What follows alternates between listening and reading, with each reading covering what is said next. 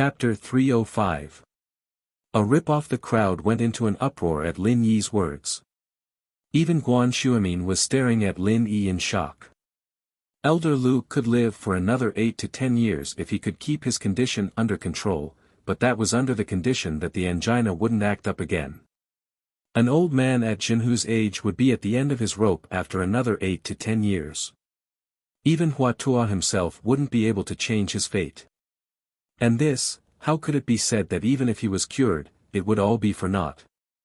Sickness and death were part and parcel of human nature. It was normal for descendants to die 8 to 10 years later. Ha ha ha. Young man, you're right. In another 8 to 10 years, I'll be buried. That's only natural.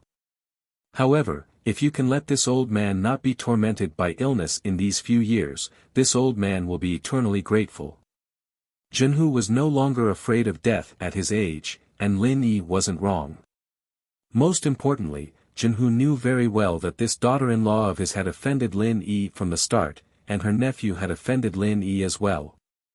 Would he still be able to treat him? Treat? For your sake, I'll reluctantly do it, but there'll be a fee. The only person Lin Yi had a good impression of was Elder Lu. No matter what, the old man knew how to repay kindness.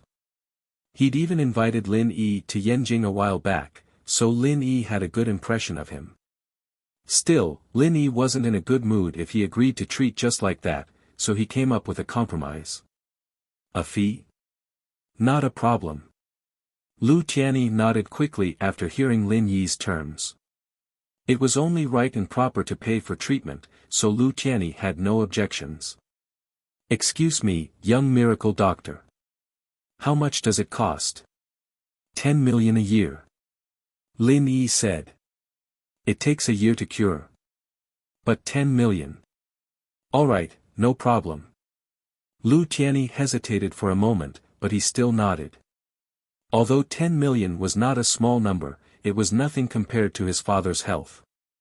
Are you sick? Lin Yi frowned after listening to Lu Tianyi's words.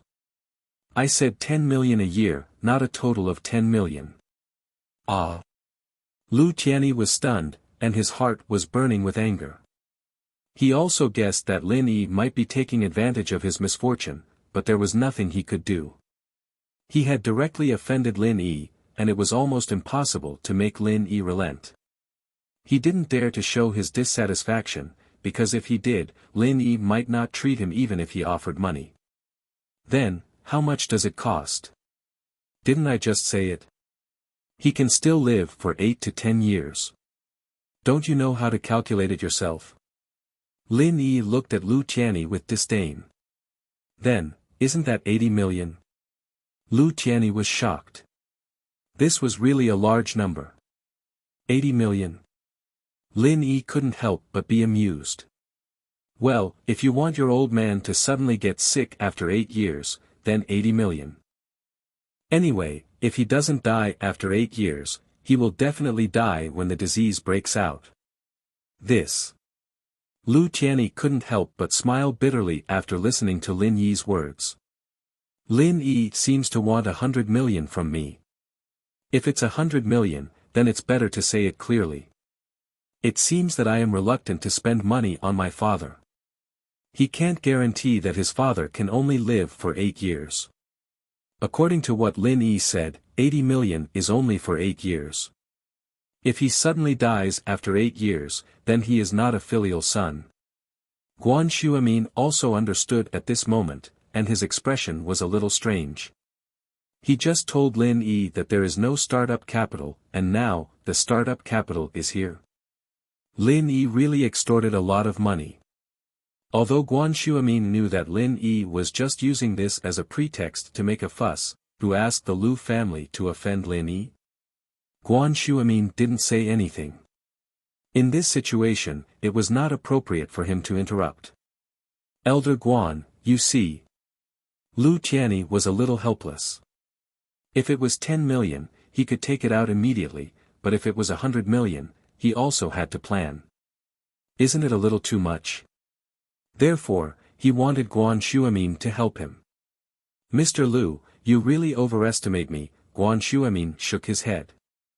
My relationship with Lin Yi can only be regarded as a teacher and a friend. I can't interfere with him or anything. A teacher and a friend? That's half a teacher if you ask. Tianyi paused a little helplessly. I'll be honest with you, House Lu is a big house, but it'd be hard for us to take out 100 million in cash. What would you ask your teacher to do? Guan Shuimin smiled bitterly. Lu Tianyi was stunned, not understanding what Guan Shuimin was saying. Lil Yi is half a teacher to me. Guan Shuimin didn't feel embarrassed at all. Shuimin didn't feel embarrassed at all. He was a man of honor, and he respected Lin Yi's medical skills. He wouldn't hide anything just because he was afraid of losing face. What? Lu Tianyi was shocked, and looked at Lin Yi in disbelief. Guan Shuimin actually said that Lin Yi is his teacher. How? How is that possible? However, Lu Tianyi was a person who had seen the world, and he immediately understood. Yes, even Guan Shuimin couldn't do anything about his father's illness, so how could his student do anything? The only possibility was that Lin Yi was better than Guan Shuimin. That's all I have to say. Guan Shuimin waved his hand. I've already introduced Lil Yi to you, and it's up to you whether you want to treat him or not. But don't worry, even if you don't take out the 100 million, I will still do my best. If possible, I will ask Lil Yi for help. 100 million, okay. No problem. Having figured out the relationship between Lin Yi and Guan Shuimin, Lu Tianyi agreed without hesitation. Although it was difficult for the Lu family to take out 100 million in cash, they could sell off some of their stocks and real estate to get the amount. As the core figure of the Lu family, his father couldn't be harmed. As long as his father was healthy and alive, the Lu family had hope. Alright, call me when you have the money ready. Lin Yi nodded and got straight to the point. You can find me if you want to talk to Grandpa Guan. I'll be going now, it's getting late. Alright, Miracle Dr. Lin, do you need me to send you off? Lu Tianyi had already thrown caution to the wind. It was only 100 million, right? Compared to his father's health, it really wasn't much. House Lu was different from other rising houses, and the reason why they were doing so well was because of Lu Zhenhu's connections and reputation. Lu Tianyi wanted to send Lin Yi off because he wanted to know where Lin Yi lived. He wasn't worried about the 100 million anymore, he was worried that Lin Yi would go back on his word. Chapter 306. Parting on bad terms, alright. Shuimin nodded. Be careful on the road. You've been drinking, so if you're driving, I've been awake for a while now. Do I look drunk to you, Grandpa Guan? Lin Yi smiled. Drinking? Lin Yi rarely got drunk.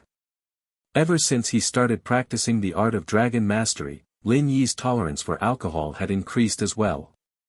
The old man at home often dragged Lin Yi to drink with him, but it was always old Lin who was completely drunk after the drinks, while Lin Yi was completely fine. Old Lin was quite annoyed by this. Drinking with someone who couldn't get drunk wasn't fun at all. In the end, old Lin stopped allowing Lin Yi to drink, telling him to drink plain water instead. The reason was simple.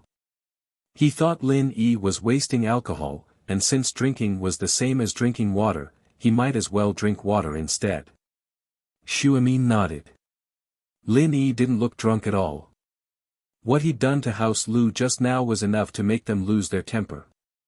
After Lin Yi left, Lu Tianyi let out a long sigh and smiled bitterly at Shuimin. Elder Guan, I'm sorry for all the trouble I've caused. After all, Lu Tianyi had come to Shuimin for treatment. Now that he'd switched to Lin Yi, it was a little disrespectful. While Lin Yi had been introduced by Shuimin, Lu Tianyi still had to explain himself. He'd been too polite to Lin Yi earlier, and he was worried that Shuimin might have some ulterior motives. Lin Yi was a miracle doctor, but so was Shuimin. Lu Tianyi didn't want to offend him. Shuimin waved his hand. I don't have the ability, but I hope my patient can get better. Did you guys know Lin Yi before? He's the one who saved my father's life I told you about last time. Lu Tianyi explained, so, this is why I believe that he can cure my father's illness. Alright, heaven wings. Zhenhu spoke up at this time. When you raise money, give Professor Guan an extra 2 million. Okay, Dad. Lu Tianyi quickly nodded. Forget about my consultation fee. I didn't cure your illness. Guan Shuamin waved his hand and was about to refuse. No matter what, you've helped me for so many days. You should give me the money. Zhenhu said. In his eyes, Shuamin's referral fee was acceptable. Alright then, I'll accept it. Shuamin thought about it. He'd just gotten 100 million from Lin Yi, but he'd opened a company and might need more money. 2 million was good enough, and so he accepted the money. After a few more words, Lu Tianyi stood up and left. It was getting late, and Shuamin seemed to have drunk quite a bit. He didn't want to disturb his rest. On the way back, Huiru heard that Lin Yi had asked for 100 million. She was shocked.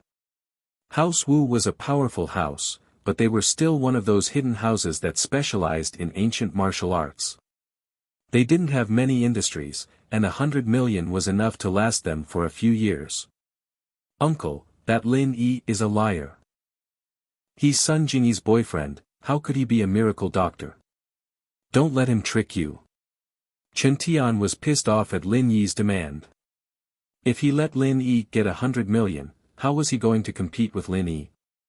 Sun Jingyi wouldn't even look at him in the eye when the time came, and the funny thing was that this was all caused by his uncle's family. Wu Chen Tian, what are you talking about? What do you know? Shut up. Lu Tianyi was angry at his nephew for being so immature. Don't you think you've caused enough trouble? You've already offended Miracle Dr. Lin, do you want to kill your grandpa Lu? Humph. Uncle, I'm doing this for your own good. If you don't want to listen, then forget it. I won't bother you anymore. Chen Tian's stubborn young master's temper flared up. He was the most promising of the younger generation in House Wu, the one who had the highest chance of reaching mystic in Iron Fist arts, so he was respected everywhere in the house. He had never been humiliated like this before. Tian. Don't be rash. Apologize to your uncle. Huiru was panicking, and quickly pulled Chen Tian's hand. Apologize? Humph. Chen Tian smiled coldly. Aunt, since uncle looks down on House Wu, then forget it. Do you want to come back with me, or stay here? Tian, stop it. Huiru didn't expect Chen Tian to be this angry. Alright, Aunt, since you're already a part of House Lu, I won't force you. Chen Tian's eyes flashed with determination. Stop the car, I'm getting off. Lu Tianyi, naturally, wouldn't let Chen Tian do as he pleased, he stopped the car by the roadside and smiled coldly. Since this Wu kid didn't know what was good for him, then he shouldn't blame him for being ruthless. Other things were fine, but his father's illness was involved. He wouldn't be nice to Chen Tian. House Wu, even if he was from House Wu, he was just a junior. How dare he be so arrogant in front of him? Lu Tianyi was furious. Huiru, you're going back with him? I won't be messing around with Tian anymore. Huiru sighed helplessly. She knew that from today onwards, there would be a rift between House Wu and House Lu. But now that she was a daughter-in-law of House Lu, she had to stand on House Lu's side. This was the foundation of being a wife. She'd be laughed at if she messed around with House Wu. She wanted to mediate, but she didn't know how. It was normal for Chen Tian to be angry, but Lin Yi was Sun Jingyi's boyfriend, that alone was enough for Chen Tian to not be nice to him. But Lin Yi was someone who could save his father-in-law, and this wasn't going to be easy to mediate. Huiru, go and send him off. He's your nephew, after all. Zhenhu, who hadn't spoken until now, spoke up. He didn't want to say anything about House Wu's business. As the head of House Lu, he couldn't interfere with House Wu's business. What happened to House Wu's nephew would be handled by House Wu, and it wasn't up to others to say anything. Yes, Dad. Huira nodded and sent Qin Tian off the car. She whispered after 2 steps, Tian, don't do anything rash. That Lin Yi's really good at medicine. Aunt, you're helping him too. Qin Tian humphed unhappily. If you want to deal with him, at least wait until he heals my father-in-law's illness. To be honest, I'm really pissed off that he's asking for so much. If you can get that 100 million back for me, I'm sure Uncle would be happy to see it too. Huiru said softly. Chapter 307. Pengzhan's dilemma. Huiru, on the other hand, was a very selfish woman. As far as she was concerned, letting a little-known doctor like Lin Yi treat her illness was already giving him a lot of face. If he were to really be cured, wouldn't there be countless rich people coming to him for treatment once he was promoted to the upper class? How much money would he have then? Asking for 100 million right now was practically extortion. Since when had House Lu ever been taken advantage of like this? Even if he was a miracle doctor, a few million would be the most he'd get. Humph, fine then. Since you dare ask for it, you'd have to be able to keep it first. Of course, Jenny would have exploded if he'd known how selfish and short-sighted his wife was. 100 million wasn't a small amount, but it was worth it to gain the friendship of a miracle doctor just like that. It was worth it. Wouldn't there be a day when you get old and sick? Would you still be begging Lin Yi then? What a wastrel with water in her head. But evidently, Lu Tianyi didn't know that yet, and it was too late for him to stop Qin Tian from going against Lin Yi. Pengzhan was very pissed today. Gubang was calling for a board meeting to elect a new chairman. Pengzhan's heart turned cold at the thought of Gubang and Guangbua's relationship yesterday. It was the first time he'd felt so powerless. He couldn't control the situation anymore. Pengzhan was still full of confidence before the board meeting yesterday, confident that he'd be able to get rid of the parasite in the company, slowly weakening Gubang's power and eventually kicking him out of the company. But now, things weren't what he'd expected. The second and third largest shareholders of the company had formed an alliance, and their shares had already exceeded his. He wouldn't be able to handle them if they were to make things difficult for him in the board meeting. Since when had the company become like this? The company his father founded was in his hands, and he was going to hand it over to someone else. Pengzhan hadn't told his father about the company all this time. He didn't want the company to disturb him now that his father had retired. Besides, the company wasn't a big deal to Pengzhan. As long as he held on to the shares, he was confident that he'd be able to deal with some of the shareholders who were a little greedy and selfish. But Pengzhan hadn't expected the shareholders to unite. He was at his wits' end. Gubang had already gone to contact the other board members with Guangbua, and there was no chance of reconciliation at all. Perhaps he wouldn't be the chairman of the company anymore in a few days. Left with no other choice, Pengzhan dialed up his father's number. He didn't want to disturb his father, but he had no choice but to tell Elder Chu about the company's situation at this critical juncture. Elder Chu listened to Pengzhan's words quietly, not interrupting him. He waited for him to finish, remaining silent for a while. "Dad, look." Pengzhan felt exhausted. A third of the board had been roped in by Gubang, and even he, the chairman, couldn't stop this. Since Gubang was calling for this meeting, it meant that he had the confidence to replace him as the chairman. "Actually, I have long seen the problem with the company's board of directors." Elder Chu's voice was calm. "Pengzhan, you're too kind and kind-hearted. That's a good point, but you have to understand that the business world is like a battlefield. Being kind to your enemy is being cruel to yourself. Everyone has greed and selfishness, and it's only natural that the board of directors would ally together to usurp power." "Then you mean?" Pengzhan paused. His father didn't seem to want to get involved in this anymore. "Go find Lin Yi." Elder Chu sighed softly. "Perhaps he's the only one who can help you in this situation." Him? Pengzhan was surprised. Dad, you're asking him to come, don't you mean for him and Yao Yao? Haha, he might have a way. Elder Chu didn't say it out loud, only smiling. I understand, Dad. Peng Zhan hung up the phone. He didn't know why his father wanted him to go find Lin Yi, but he couldn't understand what Lin Yi could do in a situation like this. Lin Yi wasn't a shareholder of the company, and he didn't have any shares in his hands. Lin Yi wouldn't be able to interfere with the company's board of directors meeting, but since Elder Chu had asked him to look for Lin Yi, Peng Zhan could only give it a try. Peng Zhan really didn't expect that a business tycoon like him would fall into the trap of his father's old friend's son. Had he really been too kind? Perhaps his father was right. If he'd acted decisively when he'd first discovered the problem, perhaps this wouldn't have happened today. Some of the shareholders would have criticized him for not caring about his father's feelings, but it was still better than being at his wit's end. After some hesitation, Peng Zhan turned to Li Fu. Go to Yao Yao's villa. Yes, Mr. Chu. Faubert sighed. Mr. Chu, don't be too hasty. If Elder Chu said that Lin Yi has a way, then he should have a way. I hope so. Peng Zhan nodded.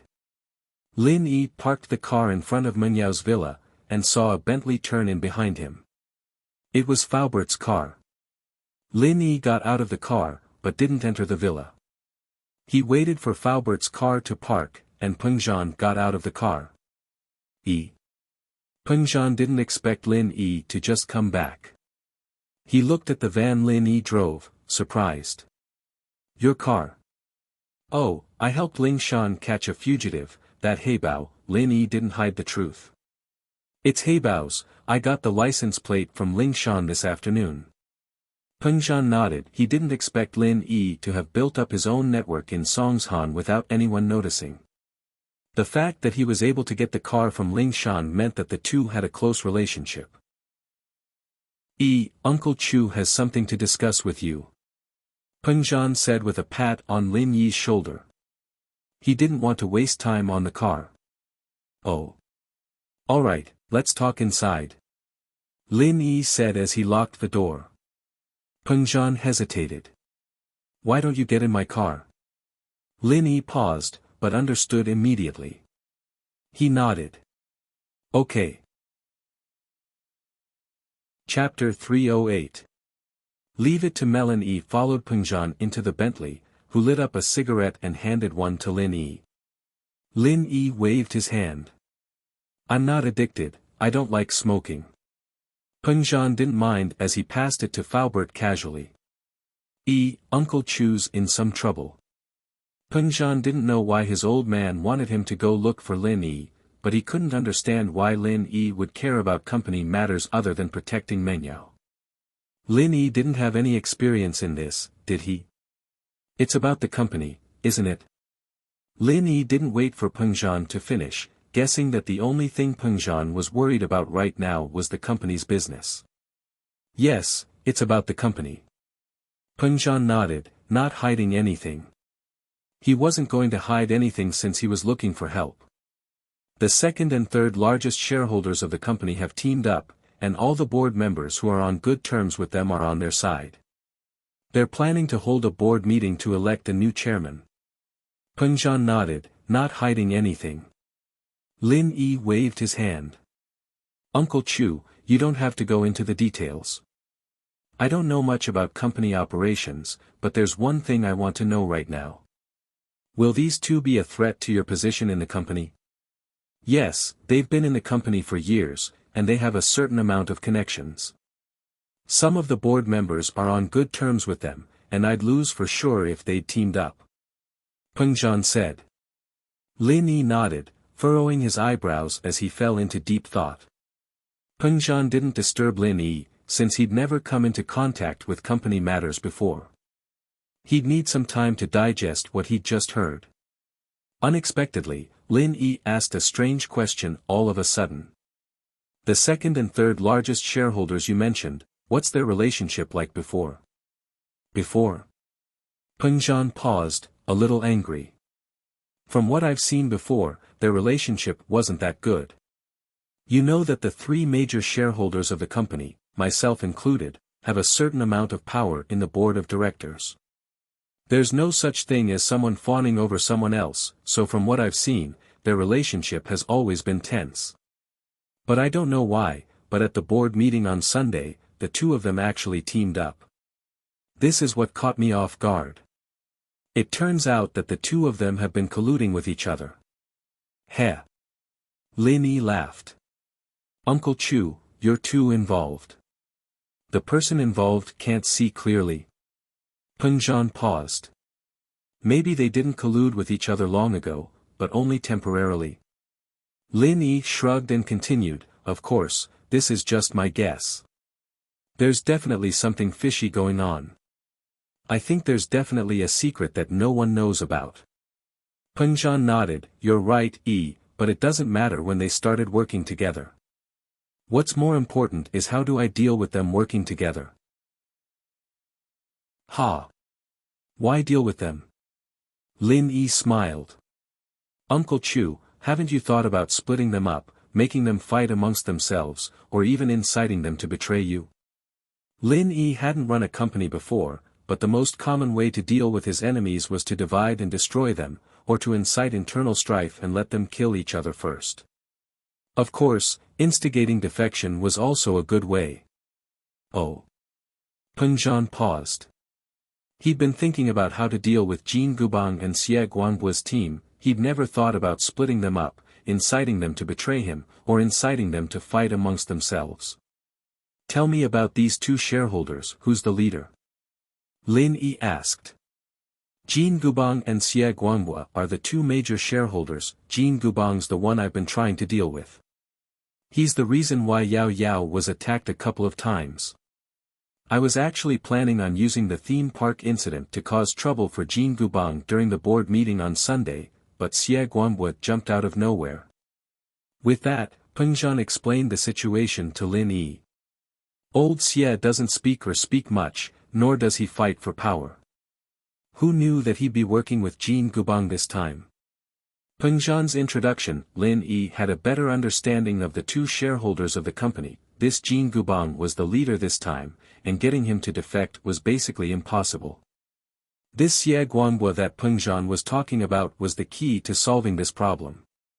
Just as Peng Zhan had said, Xie Guangbua's behavior was completely different from his usual self on Sunday. There had to be something fishy going on, so Lin Yi decided to start with this person.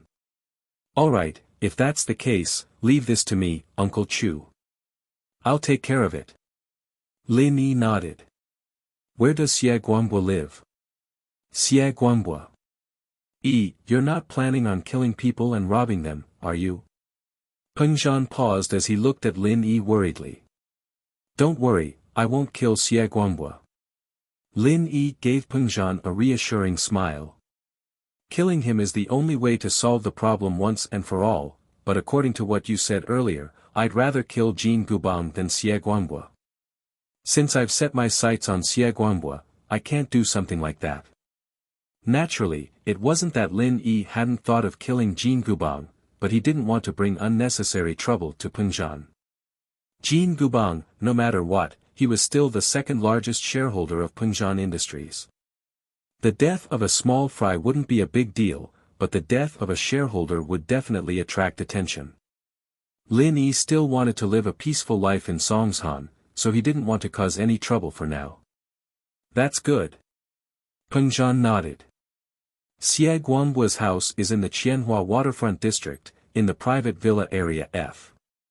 The 6th villa is his house. I understand, leave it to me. Lin Yi said. I'll go talk to him now. Be careful. Peng Zhan didn't know if he was doing the right thing by asking Lin Yi for help, but since the old man had said so, Peng Zhan had to give it a try. Xie Guangbua isn't a normal person either. He has a bodyguard of his own, a master. Also, Lin Yi narrowed his eyes as he looked at Faubert involuntarily. Lin Yi had mentioned a golden class master before, and Faubert's expression had been a little different back then. Could it be that his suspicions were correct? That Faubert was a master amongst masters. Chapter 309. Chapter 309, How Did You Get In? Lin Yi thought that it was quite possible. If Faubert really was Pengzhan's bodyguard, then he had to be a physical practitioner, just like Wu Qintian. While he was a practitioner, he didn't have any qi in his body because he trained in physical arts. Lin Yi wouldn't be able to sense the qi in his body, nor would he be able to tell what level he was at. As a result, Faubert was a little mysterious in Lin Yi's eyes. Being able to stay by Pengzhan's side for so many years meant that a kid like Wu Qintian couldn't be compared to Faubert. Just how strong was he? Lin Yi didn't think that Faubert wasn't only responsible for Pengzhan's safety, but he also had to take care of Meng Yao and Yushu's safety when they went to school. Lin Yi didn't know if anyone had tried to harm Meng Yao or not, but judging from the fact that Meng Yao and Yushu were still alive, Faubert had to be pretty strong. Li Fu seemed to have sensed Lin Yi's gaze on his back. After a moment of silence, he spoke up. "You're right, I'm Mr. Chu's guard. There's a master beside Mr. Xie who's no weaker than me, but I'm a physical practitioner now, and he's a spiritual practitioner." Now. Lin Yi's interest was piqued by Faubert's words. What did this "now" mean? He used to practice the inner qi method. But why didn't he feel anything at all? "I'll be careful." Lin Yi didn't really mind. A master, huh? He was a master himself. With that, Lin Yi got out of the car and prepared to drive his van to Guanhua. There was no reason for Lin Yi to wait now that he knew what the problem was. "Wait, Yi, your van isn't going to be discovered, is it?" Pengzhan asked as he looked at Lin Yi's van. "Heh. Uncle Chu, what do you think I'm going to do?" Lin Yi used the key to open the car door and prepared to get in. "I'm going to talk to Xie Guanhua face to face. I'm not afraid of him recognizing me." "I see." Pengzhan nodded. "Why don't you drive Yao Yao's car? The people living in that district are all rich. Your car might be stopped at the entrance of the district." "Okay, then I will drive Little Shu's beetle. Since I have the key, I don't need to bother Yao Yao anymore." Lin Yi nodded, locked his broken van and went to the garage to get the car. Xianhua Waterfront District was one of the most luxurious districts in Songshan. This place was known as the symbol of Songshan's nobility. Every household here had a duplex layout, and there were even independent villas. Basically, every household had a starting price of 10 million, and a villa could be sold for more than 30 million. The people who could live here were either wealthy or respectable. And this Lead River shore was known as Songshan's wealthy district. Although not all rich people lived here, those who lived here were definitely rich people. Pengzhan didn't buy a house here because his current place was even more luxurious than this. As the third largest shareholder of Pengzhan Industries, one of the top 500 companies in the country, it wasn't surprising that Guanhua had a villa here. Besides, this Lead River Shore project was developed by Pengzhan Industries. The management of Lead River Shore was very strict. Cars from outside were stopped at the entrance of the district. Only cars with a high enough grade would be let through, or cars with the district pass would be let through after it was confirmed that they were residents of the district.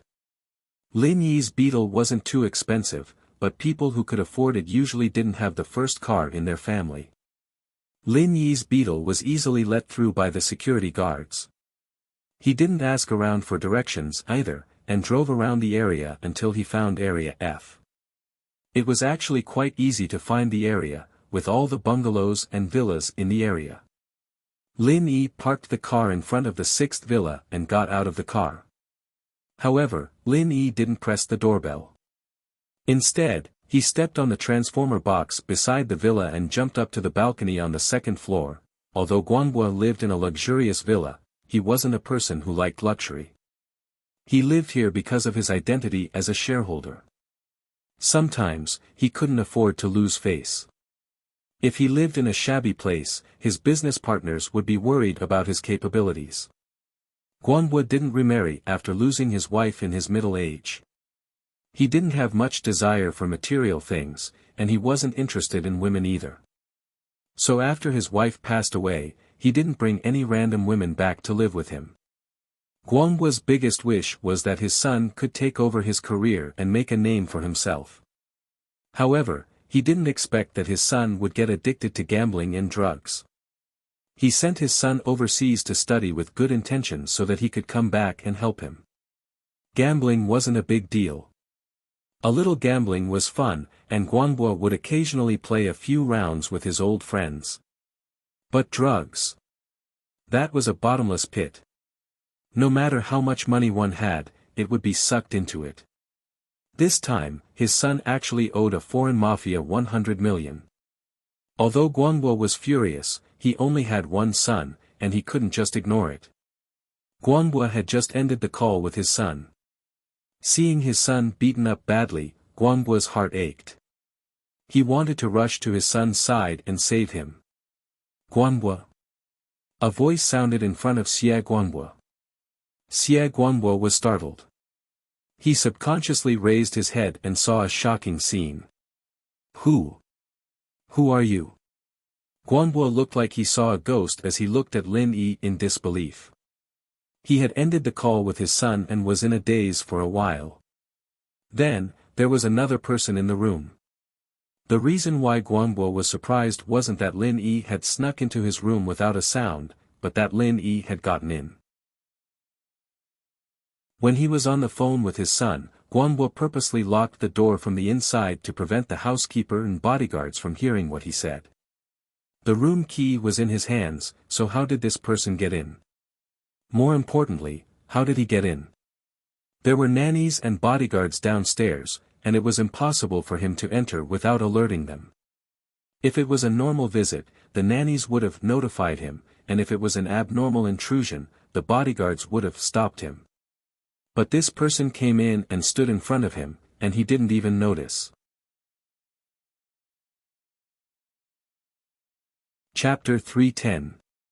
The bodyguard appears. Lin Yi pointed at the open window, not answering Guanguo's question. Can I ask you something? Why did you support Jin Gubang in the board meeting? Guanguo paused, understanding where Lin Yi was coming from. Pengzhan sent you. Humph, you can leave now. Go back and tell him that there's no room for discussion. You've been eating too many stupid pills, haven't you? Why would he send me here? I'm helping out of my own volition. Lin Yi curled his lips. Did this guy think he was some small fry? Asking him to pass on the message? Was he stupid? Pengzhan treated him pretty well, but Lin Yi had come to Songshan only because of his old man. Other than old Lin and his assassin master, there was no one else who could send Lin Yi to do anything. Then what do you do? Guanguo was a little surprised at Lin Yi's words. This guy didn't seem to be Pengzhan's follower at all. What did he do then? Lin Yi frowned impatiently. I'm Menyao's bodyguard. Ah. Guanguo was taken aback. Menyao's bodyguard was here for him. Wasn't he being a busybody? You're Menyao's bodyguard. What are you doing here instead of protecting her? You don't believe me when I say you're retarded. Lin Yi glared at him like he was an idiot. Pengzhan's Menyao's dad. Who's going to pay for my expenses if he loses his job? Lin Yi was just saying that to draw a line between him and Pengzhan. Pengzhan could push all the blame away if things got exposed. If word got out that Pengzhan threatened the shareholders, it wouldn't be good for his reputation. Guanguo was speechless. Were you the retarded one, or was I?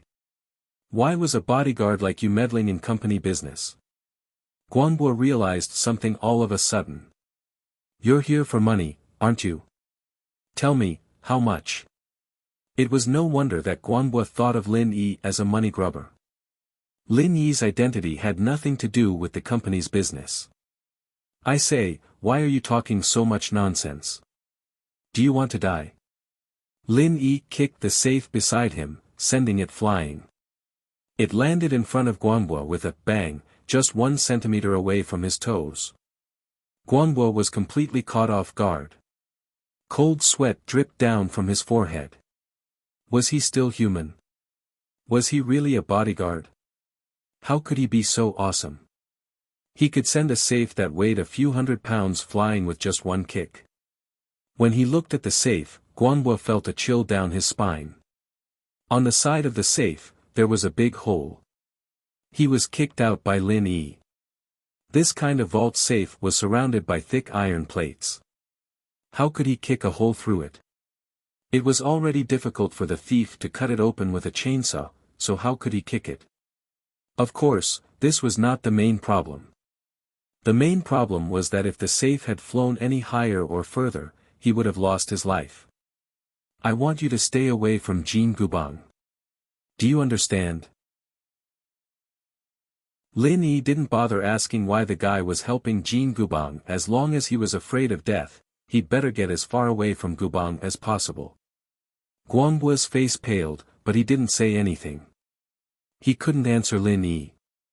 What would happen to his son if he stayed away from Jin Gubang? Guanhua was scared, but he couldn't lower his head. Tell me, how much money do I have to pay for you to let me go? Money? You think you're rich? Lin Yi said disdainfully as he walked over. Guanhua shrunk back subconsciously. Lin Yi, however, didn't do anything to Guanhua. He walked over to the safe that was dented by the kick and pulled hard. The door was pulled down by Lin Yi. Is there any money in this safe? Lin Yi flipped through the contents of the safe and found a bankbook. He opened it, but Lin Yi was disappointed. There was a lot of money in the bankbook, 40 million, but it had all been withdrawn a few days ago. There's only a few kwai left in your bankbook. How are you going to give me money? Guanhua remembered that he'd transferred all his savings to his son a couple of days ago. Where would he have the money to give to Lin Yi? TSK, looks like you're in need of money. Is that why you agreed to Jin Gubang's request? Lin Yi tossed the bankbook aside and continued flipping through the contents of the safe. He smiled when he took out a stack of documents. Punjan Industries shares. Alright, you can transfer them to me now. No. Guanhua abruptly sat up straight, a determined look on his face. That's impossible. Ha. Is that so? Lin Yi tossed the shares to the side. Do you want your life or the shares? However, at that moment, the door was kicked open and a man rushed in. As soon as the man rushed in, he shouted, Mr. Xie, are you all right? As soon as he asked the question, he saw Lin Yi and tensed up. He'd heard the loud noise coming from Guanhua's room, and felt that something was wrong. He'd rushed up to see Lin Yi, as if he was facing a powerful enemy. The man was around 30 years old, with an unprepossessing appearance. He was the type of person who'd be easily overlooked in a crowd. This type of person was perfect for a bodyguard. Guanhua let out a breath of relief when he saw the man walk in, a relaxed expression on his face. He knew how strong a bodyguard was, and although Lin Yi was strong, he wasn't a match for this man. Huang, kill him. Xie Guanhua ordered the man who just came in. This person who could threaten his life, Xie Guanhua would not let him live in this world. Otherwise, the bodyguard could protect him, but it was impossible for the bodyguard to be by his side 24/7, especially when Lin Yi could sneak into his room without a sound. If there was a first time, there would be a second time. Guanhua was afraid of this kind of ability. If Lin Yi attacked him without alerting him next time, it would be difficult for him to escape. However, as he shouted, he'd already flown up and threw a punch at Lin Yi. Who are you? Ha! Lin Yi smiled faintly as he raised his fist. He didn't move from his spot, as if he was welcoming someone. The man was stunned. He didn't expect Lin Yi to take his punch head-on. This made him feel incredulous, and he increased the strength of his fist. He was ready to kill Lin Yi with one punch.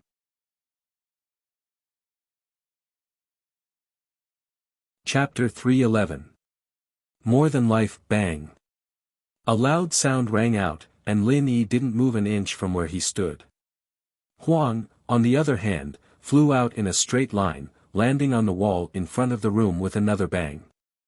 The wall caved in, and the decorative picture frame fell to the ground, hitting Huang's head. Huang, however, was already unconscious, lying there motionless with a trail of black blood at the corner of his mouth. Lin Yi hadn't used his full strength, after all. An early-phase golden class master wasn't worth it at all. Lin Yi had only reflected Huang's attack back at him, it was the same as punching himself. It wasn't enough to take Huang's life, but he'd have to stay in bed for a while. Lin Yi was here to negotiate with Guanhua, not to kill him. As for his bodyguard, Lin Yi wouldn't kill him. You. Just who are you? Guanhua didn't expect his bodyguard to die before Lin Yi could even finish one move. Of course, he didn't know that Huang was still alive. As far as he was concerned, Huang hadn't moved at all after flying out. What else could it be other than dead? I told you, I'm Menyao's bodyguard, or maybe I'm not her bodyguard. I don't know what I'm supposed to do. Lin Yi shrugged. But now, can you sign the shares transfer agreement with me? I don't want to kill anyone, so don't force me. Guanhua was a little dispirited. Huang was his only hope, and he knew how strong he was. He was a legendary golden class master. If Huang hadn't owed him a favor back then, a master of that level wouldn't have come to protect him. But a master of that level had been killed by Lin Yi. This shocked and terrified Guanhua. I can't transfer the shares to you. Guanhua shook his head. Absolutely not. So you want to die? Lin Yi was a little annoyed. There were people who cared about money more than their lives. This was the first time. This guy was obviously scared out of his wits, but when it came to shares, he refused to budge. I don't want to. Guanhua shook his head, his eyes flashing with determination. I can't give you the shares, even if I die. Lin Yi really didn't know what to say. He really wanted to slap this guy in front of him to death. Lin Yi picked up the door plank of the safe. He wanted to give Guanhua another shock. He wanted to bend the plank to scare him, but Guanhua misunderstood. He thought that Lin Yi had lost his patience and was about to kill him. Guanhua suddenly said, "Wait. Don't kill me. I can give you the shares, but you have to wait for a few days." How many days? Lin Yi was taken aback. At least after Jin Gubang becomes the chairman of the company, I'll give all my shares to you. Xie Guanhua said, even if I go to jail, it doesn't matter. You can kill me and I'll give you the shares, but I can't do it now. Guanhua's words confused Lin Yi. He had to wait for Jin Gubang to become the chairman before giving him the shares. He could even kill him afterwards. Was there such a ridiculous thing in the world? Was this Jin Gubang his father or grandfather? Was he really worth doing this for? What did Jin Gubang give you? Lin Yi frowned. My son, he's studying abroad, but he got addicted to gambling and drugs. He owes the local mafia 100 million, and they've got him under their control. They'll kill him if I don't give them the money. Guanhua knew that if he didn't explain things to Lin Yi wouldn't let him go. He might even kill him in a fit of rage. Oh. You're saying that Jin Gubang paid for your son's debt? Lin Yi frowned, so that was the reason. Thinking of this, he couldn't help but smile bitterly. What a pitiful parent. In order to save his son, Xie Guanhua would rather die than to transfer his shares to him. But in order to save his son, he could give up his shares and life. No, he doesn't have that much liquid cash, and neither do I. Guanhua smiled bitterly. My son owes them US dollars. The 40 million I have in my bank account is just a drop in the bucket. But Jin Gubang has promised me that he'll let me use the company's funds after he becomes the chairman. Fuck. Lin Yi really wanted to curse. This Jin Gubang was quite mean, agreeing to something like that. It seemed like he was willing to do anything to become the chairman, sacrificing the company's profits for this position. Where's your son? I'll bring him back, and you'll give me the shares. Lin Yi didn't use a questioning tone at the end, but a commanding tone instead. It was an unquestionable order. Guanbo blinked. What, you don't believe in my strength? Lin Yi narrowed his eyes at Guanbo. No, of course not. Guanbo quickly shook his head. What a joke. How could he dare doubt Lin Yi's strength now? Even Huang was beaten to a point where he didn't even know if he was dead or alive. Strength like that was rare in this world. But, as strong as he was up against a foreign mafia. Could he really bring his son back? Do you really think your son will come back safe and sound after giving them money? Lin Yi looked at Guanbo mockingly. Why don't you use your brain and think about it? Do you think they'll let a money tree like this go? Drug and gambling addictions are the hardest to kick. As long as he's still alive, you'll just have to prepare more money next time. Guanbo didn't deny it, he agreed with Lin Yi's words in his heart.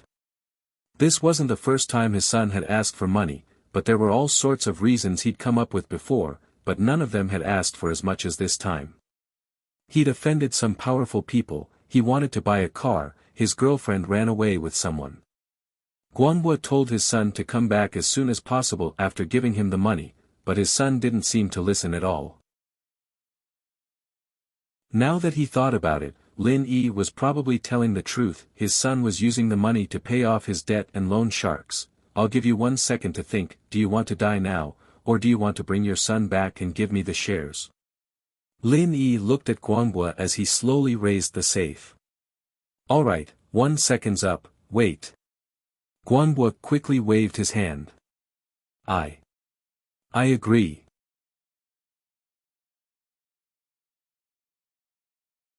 Chapter 312.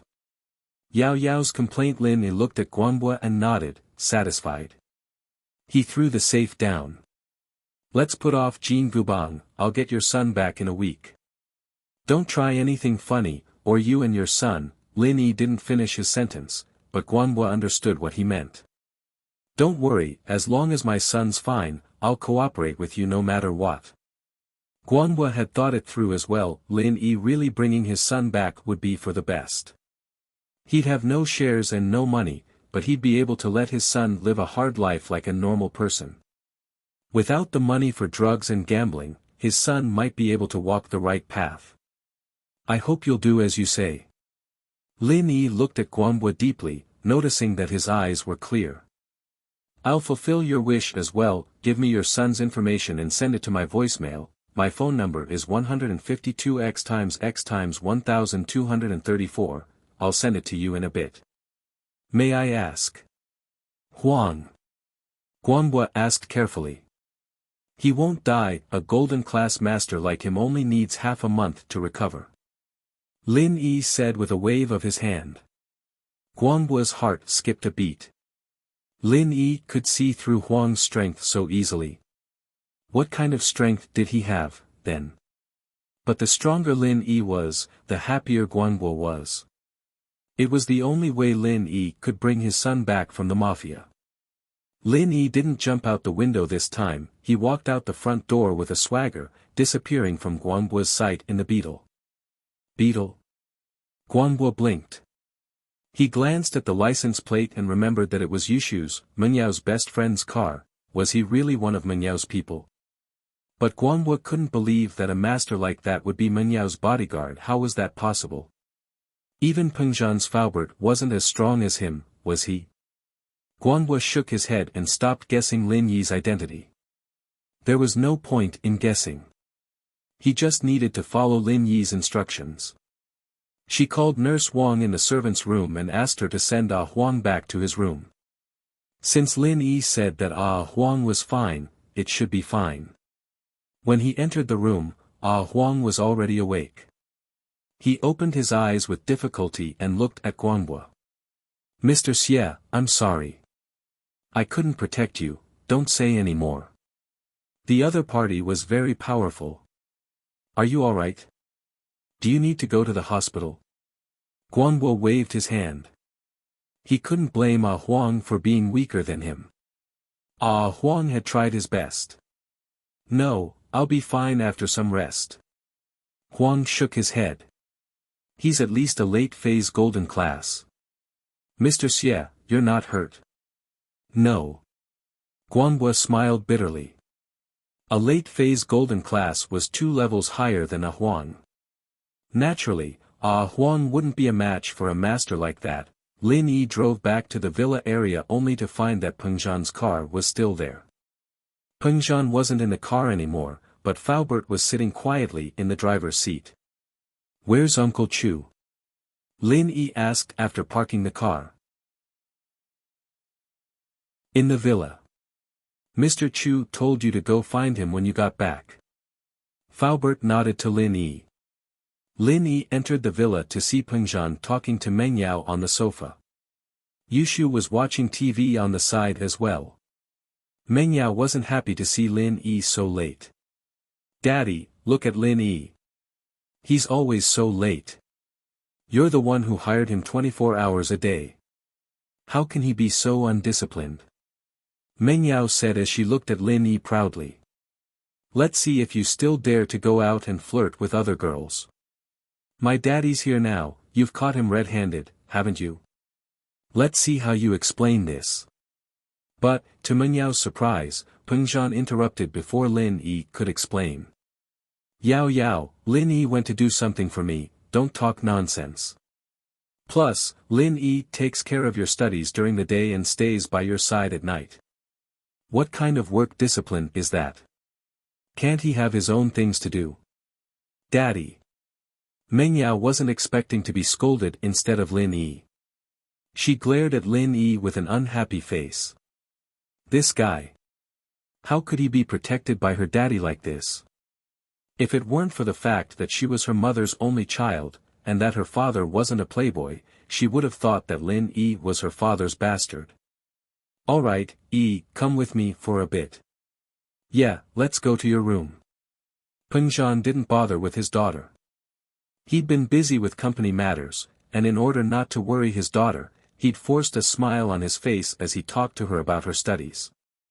Now that Lin Yi was back, Peng Zhan couldn't wait to know the results. Okay, Uncle Chu. Lin Yi nodded before entering his room with Peng Zhan. Peng Zhan was getting impatient the moment he closed the door. How did it go?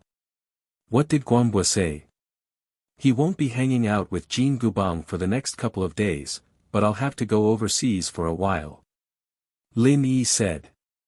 Abroad? What's going on? Peng Zhan was delighted to hear that Guanhua wouldn't be supporting Jin Gubang. As long as Guanhua didn't interfere, Jin Gubang wouldn't be able to do anything on his own. Xie Guanhua's son owes the mafia a loan of $100 million. Lin Yi explained simply. Guanhua supported Jin Gubang as the new chairman because Jin Gubang agreed to let him use the company's funds to pay off his son's debt. So that's the reason. Peng Zhan said. Then you're going overseas, bringing his son back in exchange. Lin Yi said casually. But don't worry, Uncle Chu. It's only a 10-hour trip, and 2 days is more than enough. 2 days and you'll be able to bring him back. Peng Zhan blinked, but nodded at the thought of Lin Yi's efficiency and skills. Then I'll have to trouble you. Be careful, but I'll have to trouble Faubert for a few days. I'm afraid that Guanghua's sudden betrayal will drive Jin Gubang to the wall, and he might do something extreme. Lin Yi said. I'd have him disappear if I wasn't afraid of causing trouble for you.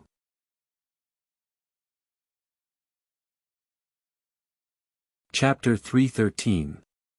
Chapter 313, Small Matter. Peng Zhan's words warmed Lin Yi's hearts. It seemed that Peng Zhan wasn't treating him as a hired person, he was caring for someone younger than him. Ah. Uncle Chu, actually, this is, really a small matter. Lin Yi felt very blessed right now, someone cared for him every day. Was this the life of a normal person? Small matter. This is a small matter. You're about to face a foreign mafia. Peng Zhan said seriously. They're different from the gangsters back in China, they're a bunch of desperados with guns and ammunitions. How am I supposed to answer to Elder Lin if something were to happen to you? Even my father wouldn't let me off the hook. Lin Yi didn't know how old Lin communicated with Pengzhan, but it seemed like the old man didn't know what he'd done in the past. Not to mention a mafia leader, he'd even send private armies and mercenary leaders of smaller countries to their deaths. Uncle Chu, you'd know if you knew my old man. Actually, what I'm about to do is really a small matter. Lin Yi explained with a bitter smile. All right, I believe you. Pengzhan nodded after hearing Lin Yi's words. You can just call Faubert and get him to take care of the plane ticket. I'll be going back first. Since Guanbo won't be on Jin Gubang's side anymore, I'll have to reconsider how to deal with Gubang. All right, take care, Uncle Chu. Lin Yi got up and walked Pengzhan to the door. Pengzhan waved his hand and left the villa after a few words with Meng Yao. It was getting late, and Meng Yao and Yushu locked the door and turned off the TV, yawning as they went upstairs to sleep. Lin Yi, on the other hand, sat in front of his computer and logged into his mailbox. As expected, Guanbo had already sent all the information on his son to Lin Yi. Xie Guangbo's son was Xie Jinbiao. He was 19 years old and was an international student. However, he was now brought to a remote town called Blue Town. It was a border town of a small country. Due to its geographical location, public security was very chaotic. The entire town was under the control of the local gangs. Xie Jinbiao was captured there. The Blue Water Gang didn't seem to be afraid of revealing their location to Guanbo because the city was completely under the mafia's control.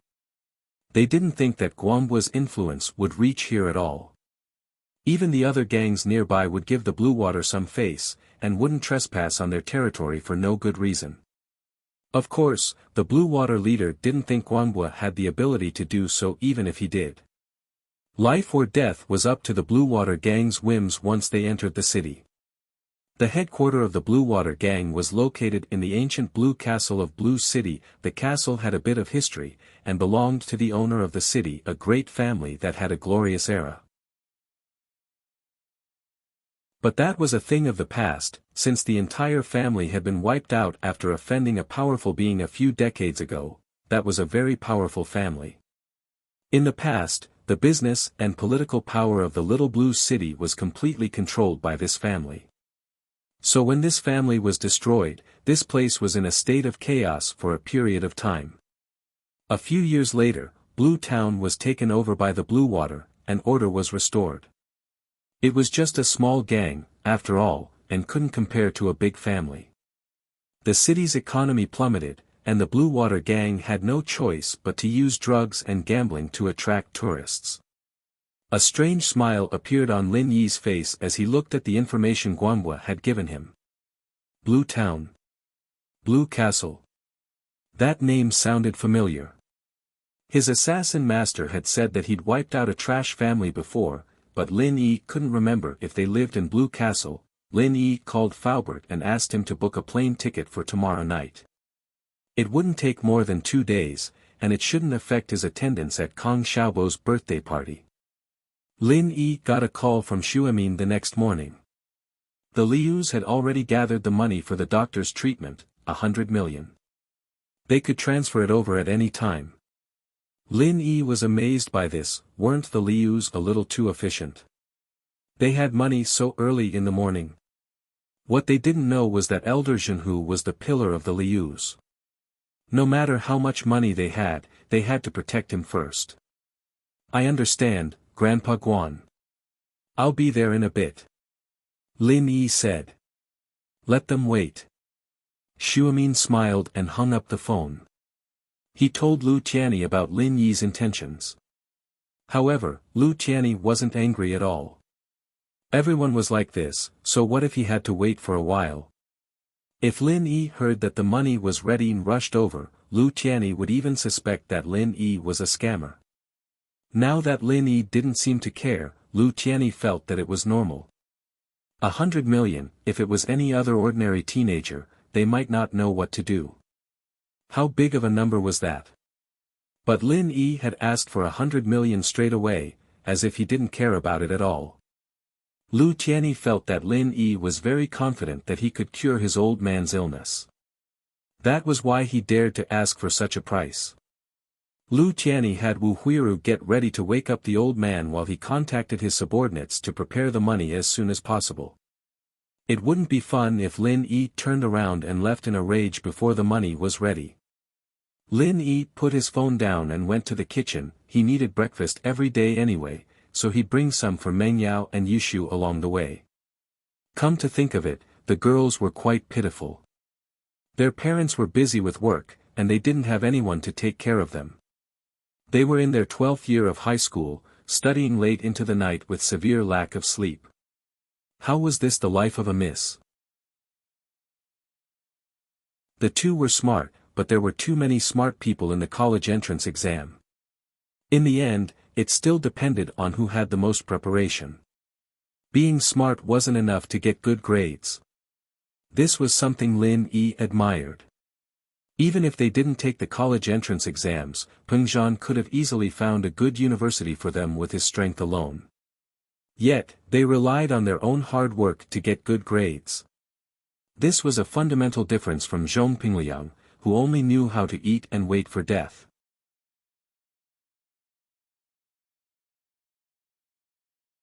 Chapter 314.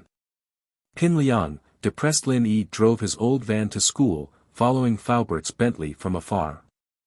Actually, Faubert's skills were more than enough for him to handle emergencies. There weren't many people who would attack this bulletproof Bentley on the way to school.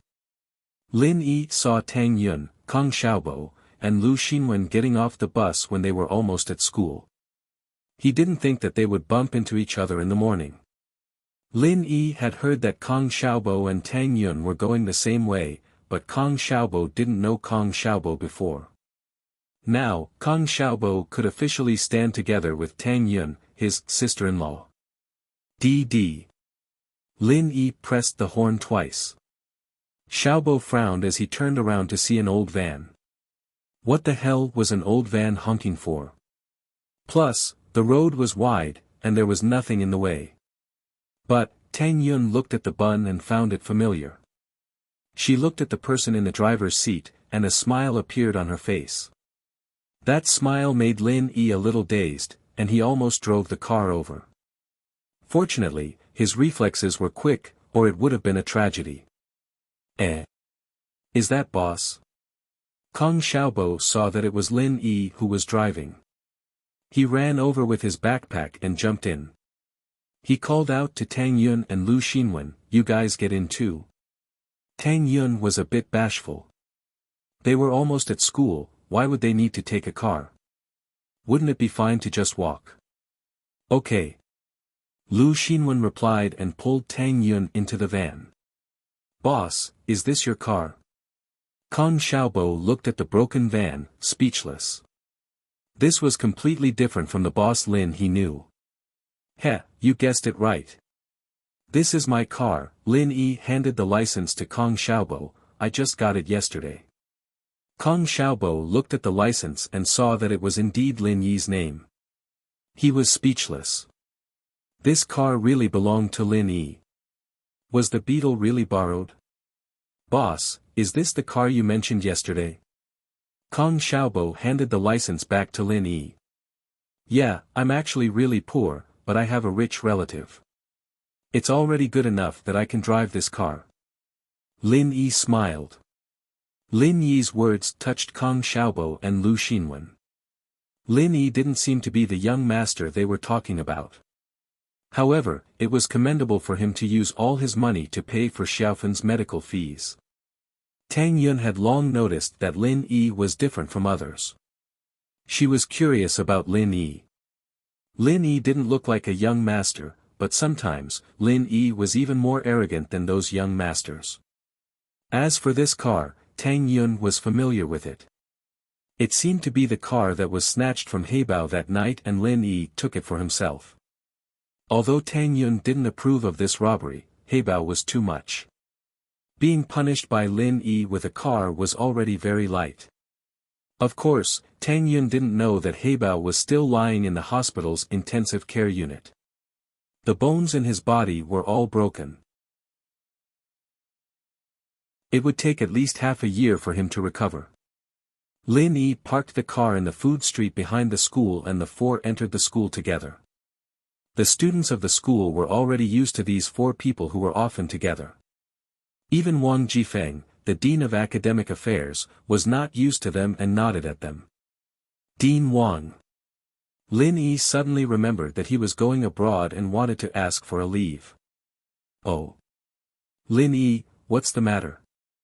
Wang Jifeng squeezed a smile on his face. He already had a shadow in his heart. Every time he had an affair with the female teacher, he couldn't help but think about it. Lin Yi knew about it, so when Lin Yi called him, he couldn't help but think about the affair with the female teacher. This was a strange circle, the cycle of cause and effect, repeated over and over again. However, Wang Jifeng was a bit afraid. This kid always did things that made him feel embarrassed. Would he find him for something?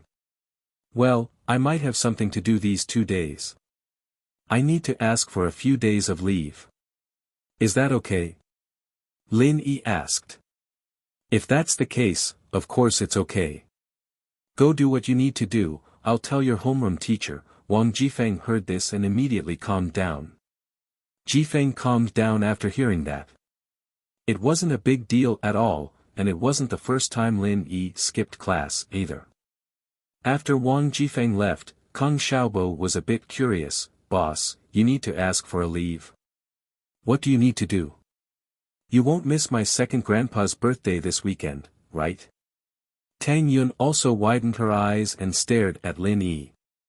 She also wanted to ask, but Kang Xiaobo asked first.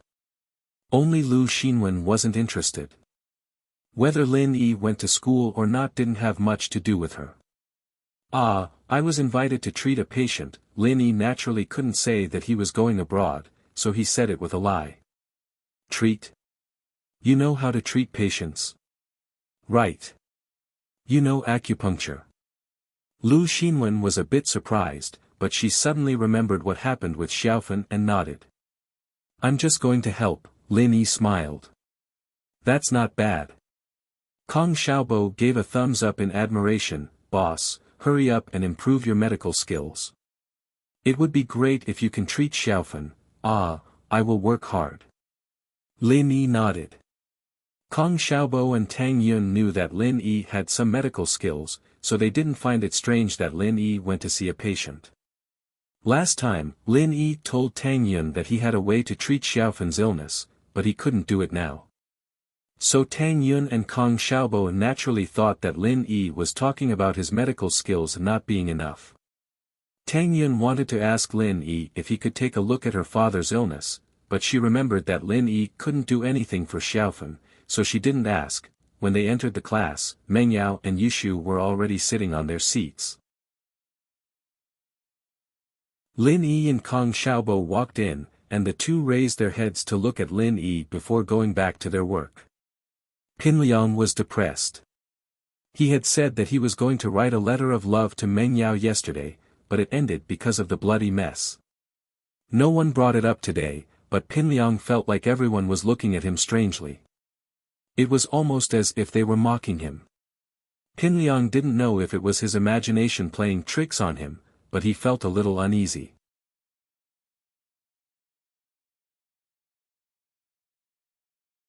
Chapter 3:15. You're being insincere, HM. Xiaofu paused. You're still writing it? Yeah, I sent out the news yesterday, saying that I'm writing a letter of blood to Meng Yao. There was an accident, but what do you think people will think of me if I don't write it? Won't they think I'm a coward? Pin Liang asked. This. Gao Xiaofu put down his bag and said hesitantly, Liang Ji, to be honest, a man should always keep his word. I feel that whether or not people laugh at this matter and how they view it, it has nothing to do with you. What matters is what Meng Yao thinks. Meng Yao's attitude is the key. That's right. Pin Liang slapped his thigh, suddenly enlightened. Fu, you're the one who woke me up from my daydream. It's true, what other people think has nothing to do with me, it's Menyao's attitude that matters. But how do I know what Menyao thinks? Does she want me to write her a letter of blood or not? That. Xiaofu wasn't sure. Maybe you can ask her. How am I supposed to ask her? Fu, maybe you can ask Yushu. She's good friends with Menyao, you can ask her. Qin Liang suggested. That works too. I'll ask her. Xiaofu nodded and took out his phone, sending Yushu a text. With modern communication tools like phones, there was no need for him to ask her personally anymore. Miss Yushu, may I ask what Miss Menyao thinks about Liang Bro's letter of blood yesterday? Xiaofu's text was very politely, he was afraid that Menyao would ignore him. It wasn't long before Xiaofu received Yushu's reply. Yao Yao said that Liangzi's hands are only good as a water gun. Forget about the letter of blood. Xiaofu wanted to laugh, but didn't dare. He handed the phone to Qin Liang. Qin Liang didn't quite understand after reading the text. Fu, what do you think she means? Liang bro, forgive me for being blunt, but I think Menyao looks down on you. Xiaofu said carefully. Despise? Qin Liang paused and looked at the message. There was indeed a hint of disdain in it. He panicked. Fu, what should we do? Indeed, it's as if Yushu is laughing at me for not being able to write a blood letter. Brother Liang, why don't you write another blood letter?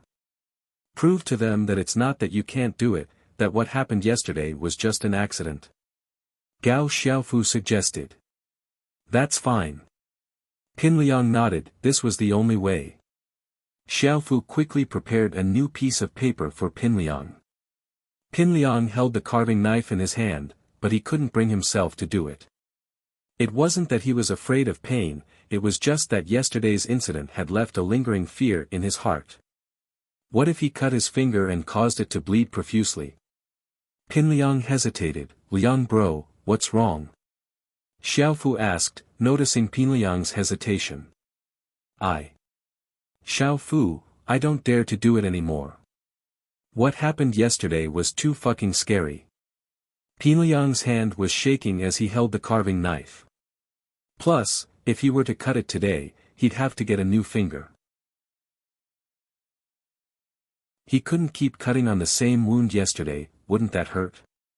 As a result, Qin Liang couldn't bring himself to do it. Liang bro, a man should be harder on himself. Do you want me to help you? Xiaofu asked. You'll help me? Qin Liang blinked. Sure. Fu, you're such a good friend. If that's the case, I won't hold back. I'll treat you to lunch. Ah. Xiaofu paused as well, a bitter smile on his face.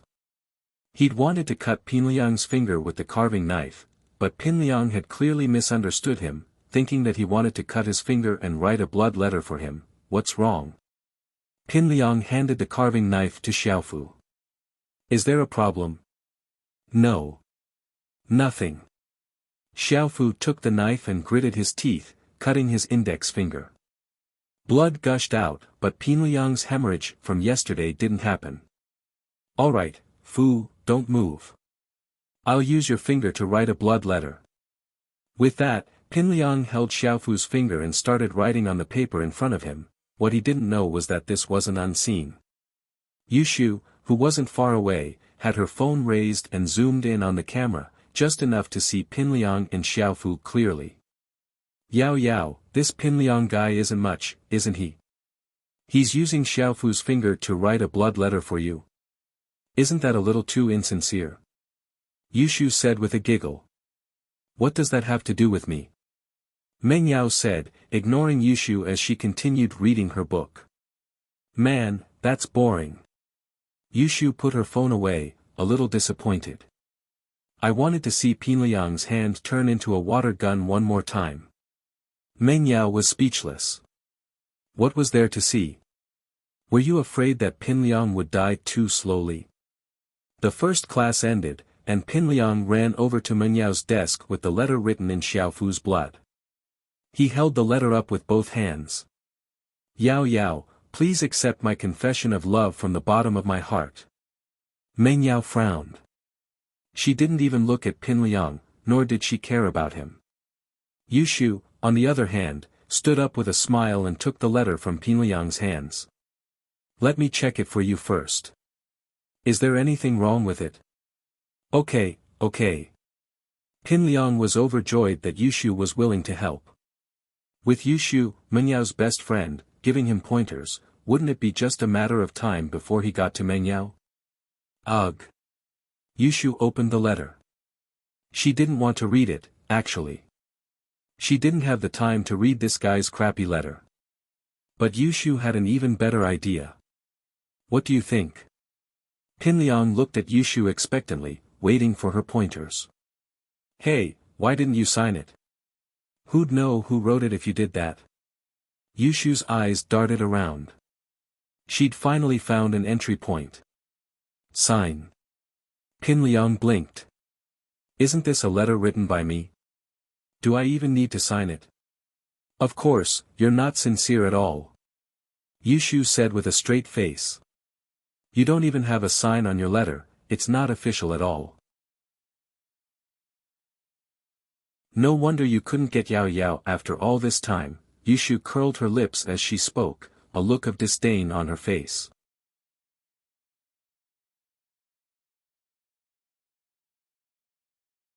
Chapter 316. The best partner, you don't have to go back, you can do it here. Yushu said with a half-smile as she looked at the band-aid on Pin Liang's hand.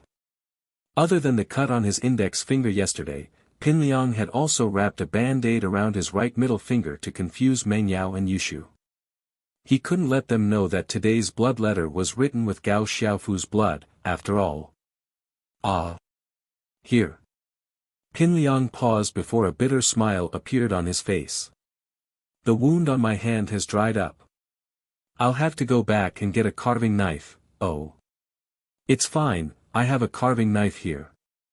I'll lend it to you. With that, Yushu pulled out a carving knife from her bag like magic and handed it to Pin Liang. Pin Liang sweated. Why was he so unlucky? He had thought that he had escaped death, but he did not expect that he would still have to cut his finger. Yushu was right here, too, and it wouldn't be right if he didn't do it. Pin Liang's face was covered in cold sweat. It's not a good idea to do it here, is it?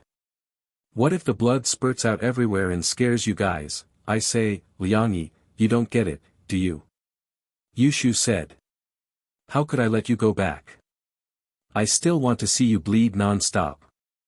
She pretended to be teaching him a lesson. Cut your finger in front of the girl you love and sign your name on the blood letter in front of her. That's the only way to show how much you love her. Is that so? Pin Liang was starting to get excited. Then I'll do it now. What are you waiting for? Yushu asked back. Then. All right. Pin Liang's face lit up with determination. Meng Yao was amused. This Shu really didn't bat an eyelid when it came to messing with people. Zhong Pingliang was in big trouble because of Shu. But she hated Pin Liang, so she didn't try to stop him. However, it was also because of Meng Yao's indifferent attitude that Pin Liang thought that she was agreeing to it. Under normal circumstances, Meng Yao would have kicked him out impatiently if she didn't like him. But this time, Meng Yao didn't say anything, which meant that she agreed. This made Pin Liang even more determined. He took the carving knife from Yushu, wondering which finger he should cut this time. While Pin Liang was hesitating, Yushu sent a message to Lin Yi. Shield bro, Pin Liang's cutting his finger again. Please come help. Pin Liang gripped the carving knife, gritting his teeth as if he'd made a difficult decision. Abruptly, he cut off his right thumb. He could only cut this finger. It was not convenient to write on the other fingers. Lin Yi looked at the message on his phone and stood up slowly. He walked over to Pin Liang, a smile on his face when he saw him cut his finger. It seemed like the kid hadn't learned his lesson from yesterday. Don't block the way, Lin Yi said as he pulled on Pinliang's arm, causing him to stumble.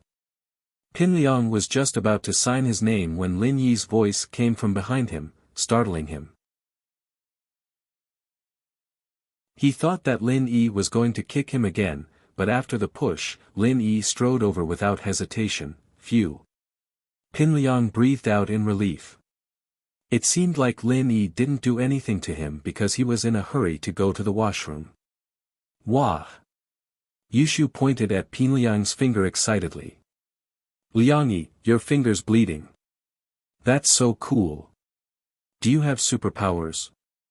Is this the legendary six-pulse blade?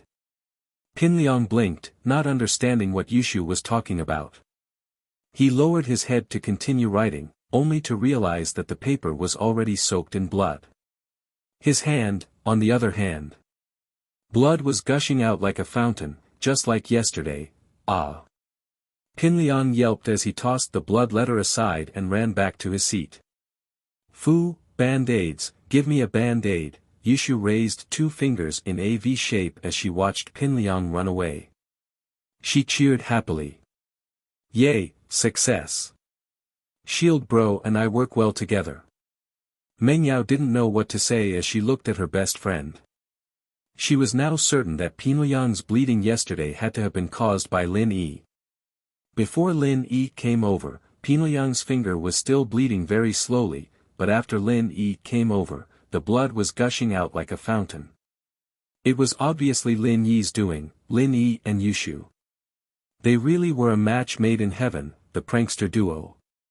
It'd be hard for Pinliang not to be crippled in the future. Mengyao's heart ached a little at the thought of Yushu and Lin Yi being a match made in heaven.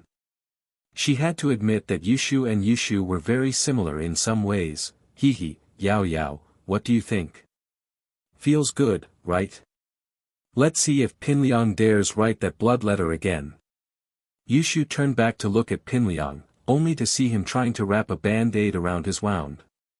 One band-aid wasn't enough to stop the blood anymore. Pinliang had no choice but to wrap it around his finger with cellophane tape. Only this sort of airtight tape could stop the wound.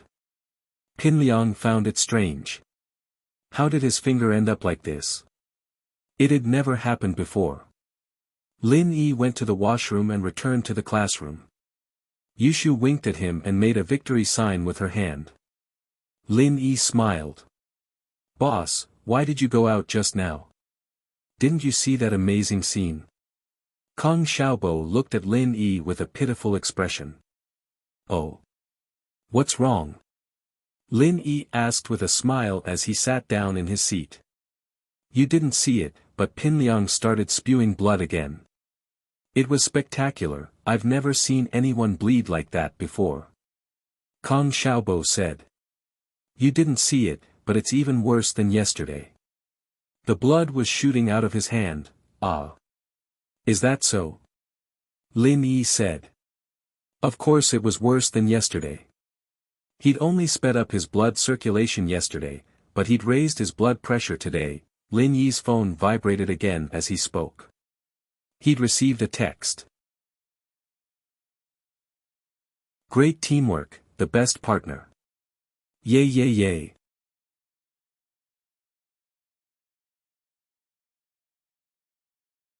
Chapter 317. I don't understand, Kong Xiaobo asked curiously. Boss, whose text is it? It can't be from sis-in-law Tang Yun, right? What Tang Yun? She doesn't even have a phone. Lin Yi glared at Kong Xiaobo. It's the weather report. Oh. Kong Xiaobo remembered that Lin Yi was going to buy a phone with Tang Yun at noon. He was going to buy one for Xiaofan as well. At noon, Lin Yi, Tang Yun, Kong Xiaobo, and Lu Xinwen left the school together. Lin Yi had an old van, so he didn't need to take a taxi anymore. Although the car wasn't good, it was better than nothing. Tang Yun, Kong Xiaobo wants to buy a phone for Xiaofan. It'll be easier to contact her. What about you? Lin Yi asked Tang Yun, who was sitting in the front passenger seat. Kong Xiaobo gave the seat to Tang Yun and sat in the back with Lu Xinwen. Me? I'm not buying it. I don't have much use for it. Tang Yun shook her head. Her family situation didn't allow her to buy a phone. Although it wasn't expensive, she would need to buy a SIM card and a monthly rental fee. It wasn't a small amount, so Tang Yun rejected it. Boss will pay for it. Xiaobo continued. Fun's phone was a gift from my boss, sis-in-law. She'd never accept it if he bought her a phone if you didn't want it, sis-in-law. Please help me. Tang Yun couldn't help but giggle after hearing Kong Xiaobo's words. Begging someone to buy a phone for them. However, Tang Yun remembered that Lin Yi bought her a dress at the night market and asked her for 50 kuai. Thinking about it. It was strange sometimes. Back then, she had hated him to death, but now, she was sitting quietly in his car, sitting beside him. She'd thrown the dress in her closet because she was mad. But she'd probably be able to find it when she got home tonight. Tang Yun couldn't help but smile at the thought. Would she have accepted the dress if he'd given it to her? The answer was no. But now, Lin Yi wanted to buy her a phone, and after some persuasion from Kong Xiaobo, Tang Yun acquiesced. Lin Yi parked the car in front of a mobile phone store, and the four of them got out of the car together. When the salesperson saw that the four of them were wearing school uniforms, he knew that they were students. He immediately recommended a few cheap cell phones. Kong Xiaobo also wanted to buy a cheaper phone. He didn't want Lin Yi to spend money on a smartphone that easily cost a few thousand yuan. What price range do you want to buy? The salesperson asked. Kong Xiaobo wanted to say 200 or 300 yuan, but Lin Yi had to make the decision, so he turned to look at Lin Yi. Lin Yi knew that Kong Xiaobo wanted to buy a cheaper one. According to his plan yesterday, he wanted to buy 200 or 300 yuan, but Lin Yi didn't want to buy one that was too cheap for Tang Yun. If he bought one that was 200 or 300 yuan for Xiaofan, Lin Yi naturally wouldn't buy one that was too expensive for Tang Yun. Differential treatment, and it wouldn't be good if Xiaofan had any ideas. Around 1,000 yuan. Lin Yi thought about it and set a price. Tang Yun wouldn't be able to accept a price that was too expensive, so this price should be about right. Nokia 5233, this phone is very popular among students. It's cheap and has all the functions, but it lacks the GPS function compared to the 5230. But you students won't need that function anyway.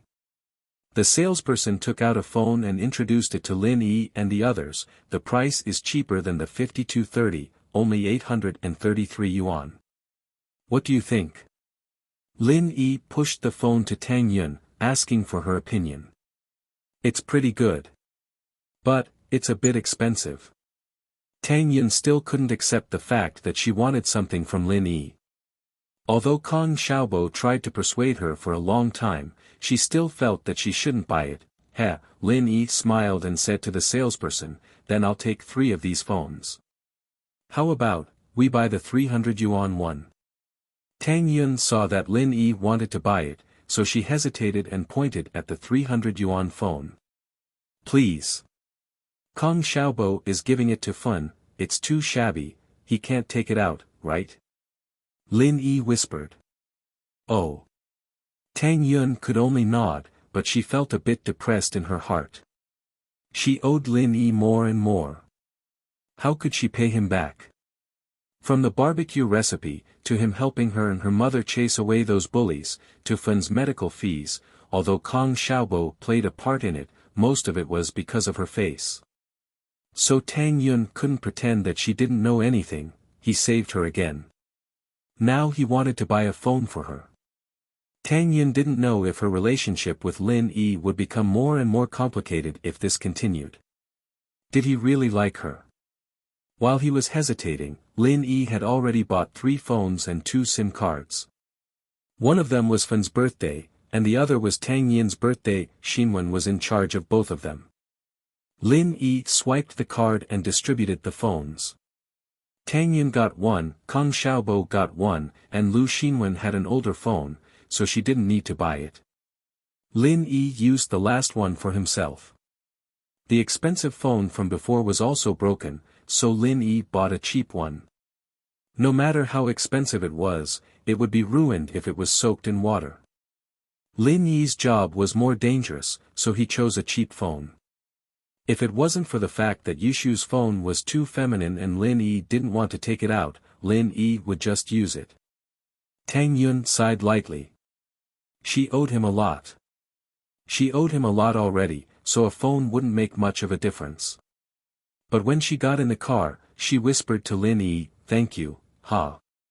Lin Yi smiled and turned his head to look at Tang Yun mischievously. "Then how are you going to thank me?" "Wah! How am I going to thank you?" Tang Yun jumped and blushed, remembering what she promised him yesterday at the hospital. Her heart raced. "Yesterday at the hospital, you still owe me a kiss," Lin Yi said in a low voice. As expected, he was talking about that. Tang Yun blushed. "Wah! What? I don't know what you're talking about. I don't understand."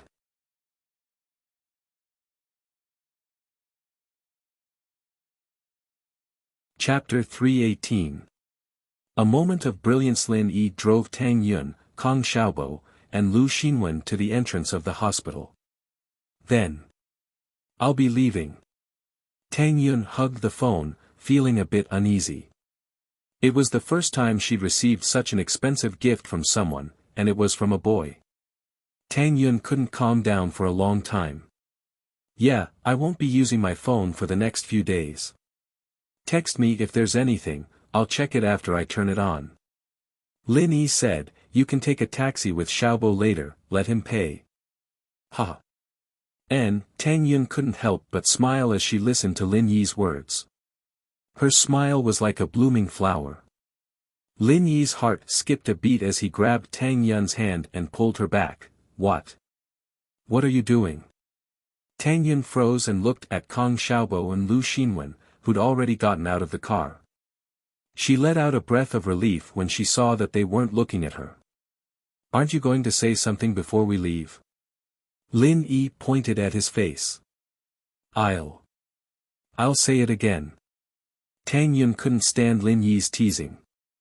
She struggled out of Lin Yi's hand and ran out of the car. Her heart raced as she let out a long breath. She looked at Lin Yi and pouted before turning around and ignoring him.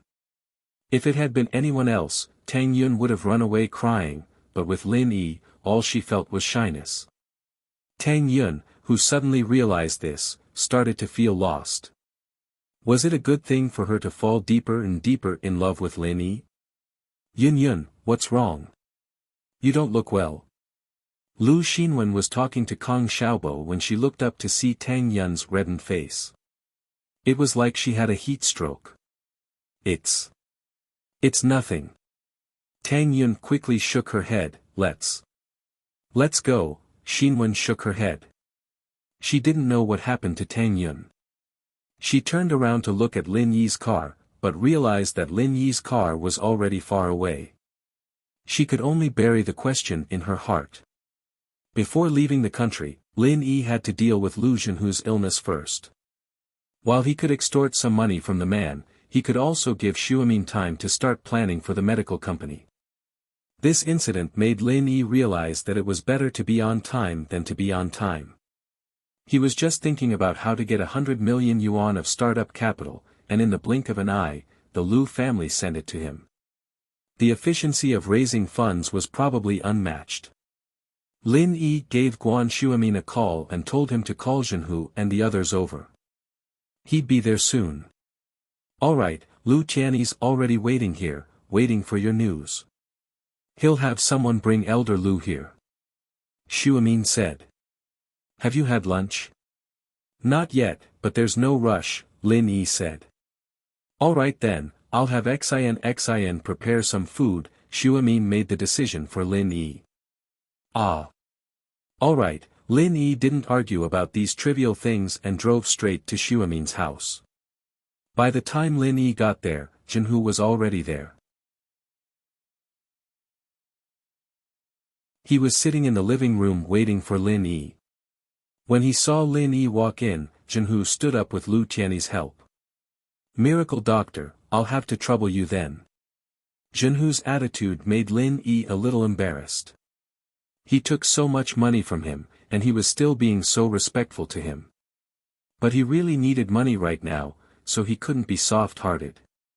Plus, he couldn't be blamed for this. They only had themselves to blame for marrying a snobbish daughter-in-law and having a retarded nephew. "Elder Lu, you don't have to be so polite." Lin Yi waved his hand.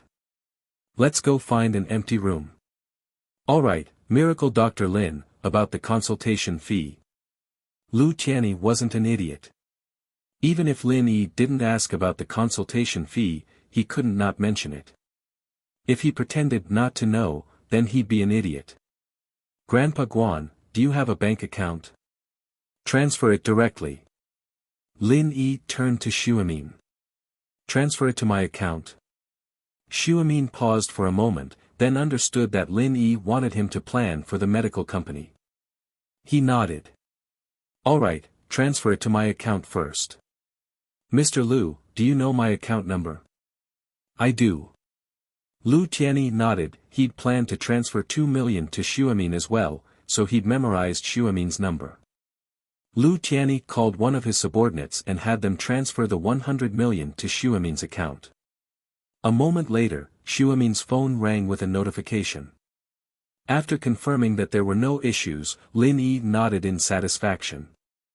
It seemed that Lu Tianyi was a man of his word. He didn't have to completely cut ties with him in the future. But that wife of his was nothing to be proud of. In an empty room upstairs, Lin Yi had Jinhu lie down and asked Xuemin for a box of silver needles. He then looked at Jinhu quietly, not in a hurry to insert the needles.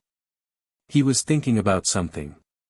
He'd already checked on Jinhu's condition the first time they met, so he didn't need to check it again.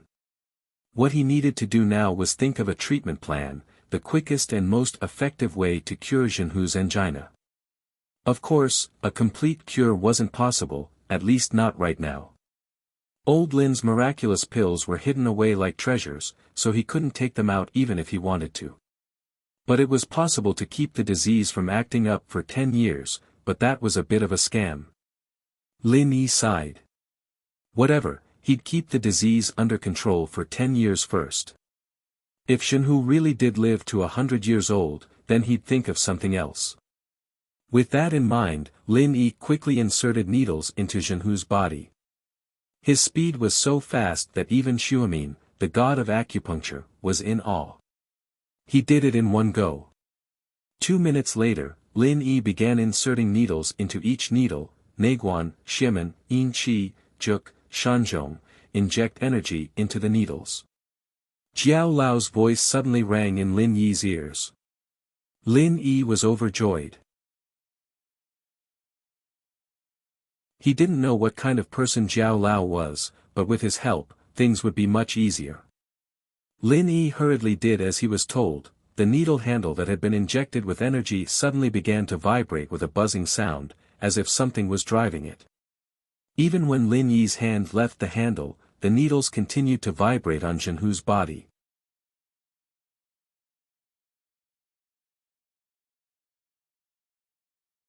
Chapter 319. A master in disguise. Lu Tianyi, who'd been watching Lin Yi's acupuncture, didn't know much about acupuncture, but he was still shocked by what he was seeing. Seeing the same expression on Guan Xuemin's face, Lu Tianyi was even more certain that Lin Yi was a master in disguise. In actuality, Lin Yi was just as shocked as Tianyi and Guan Xuemin were. He didn't think that infusing the art of dragon mastery into the needles would result in something like this. "Jiao Lao, what's going on?" Lin Yi asked. "It's normal." Jiao Lao's voice was still calm. "Although you can't use the energy from the art of dragon mastery to treat the patient with your first stage, you can still maintain it like last time. Do as I say, and you should be able to make it through 10 years. "What? That's it?" Lin Yi was pleasantly surprised. In his original plan, he'd planned to use acupuncture and medicine together. As long as the patient kept taking medicine after the acupuncture, he'd be able to control the angina, but he'd have to do acupuncture once a year. Of course, he'd thought of an excuse beforehand. He'd said that he'd check up once a year, and the Lius would be more than happy to bring Jinhu over for acupuncture. That way, he wouldn't go back on his promise, saying that he'd treat Jinhu for 10 years, not all at once. But now, he didn't have to worry about that anymore, because Jiao Lao's voice sounded. Of course. The pure energy in your body is more than enough to maintain a patient's bodily functions, and that's it. Is that strange? It is. Does that mean other golden class masters can do the same? Lin Yi asked. Didn't I say it before? Only the energy in your body is pure energy. The martial arts they practice produce pure qi, and every martial art has a different type of pure qi. That's why the pure qi produced only works on their own martial arts. If used on others, it'll either be useless, or have the opposite effect. Jiao Lao said with a tone of exasperation. Heh heh. I see. Lin Yi laughed awkwardly. In front of others, Lin Yi could call them idiots, but in front of Jiao Lao, Lin Yi could only laugh dryly. Alright, time to put the needles away. Now, follow the order I say, and insert the needles into Juyin Shu. Jiao Lao named a few more acupoints. Send the energy in. Lin Yi did as he was told, and the needles danced again. Guan Shuamin was amazed, and Lu Tianyi even looked up to Lin Yi as if he was a god. The 100 million was worth it. If he had an argument with Lin Yi because of the 100 million, not only would he have missed out on such a miraculous treatment, but the Lu family would have missed out on a miracle doctor. Phew, Lin Yi let out a long breath. Although he had enough energy in his body, transmitting the energy for a long time still made Lin Yi sweat. After repeating this 3 times, Lin Yi put away the needles, wiped the sweat off his forehead, and said, "Done. Done."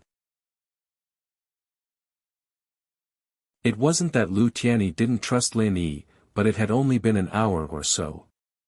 His father's angina had been treated for so many years, and he had visited countless famous doctors to no avail. How could he be cured in a little more than an hour? Although he had seen the magic of Lin Yi's acupuncture, it was still hard for Lu Tianyi to believe that Lin Yi had cured his father's illness in such a short amount of time. But he didn't dare to ask, afraid that he would make Lin Yi unhappy. He could only hold back his questions and look at his father. "Dad, how do you feel?" Lu Tianyi could only ask his father how he felt. "Much better, so comfortable. But my body feels so uncomfortable, I need to take a bath." Lu Jinhu felt refreshed, but there was a sticky feeling on his body that was very uncomfortable. Huh. Lu Tianyi ran over to help his father up, but he was shocked to see a layer of greasy black and yellow dirt on his father's skin. What? What is this? Guan Shuamin also walked over after being reminded by Lu Tianyi. When Lin Yi was performing acupuncture, the two of them were afraid that they would affect Lin Yi, so they stood far behind him. When they got closer, their hands were trembling in shock.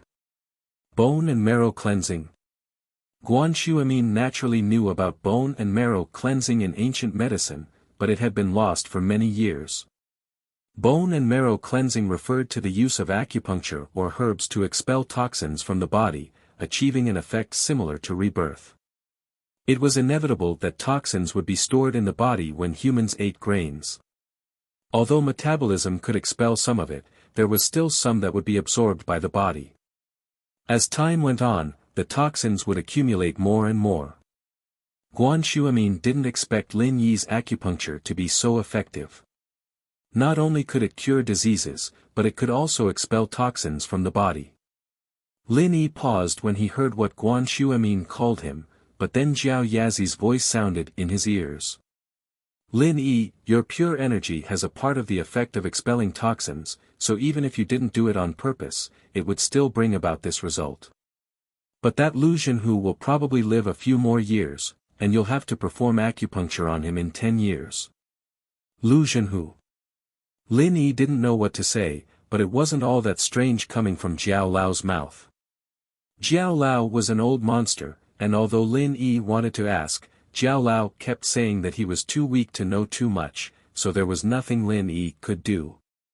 But one thing was for sure, Jiao Lao was far older than Lu Zhenhu, which was why he called him kid. Ha!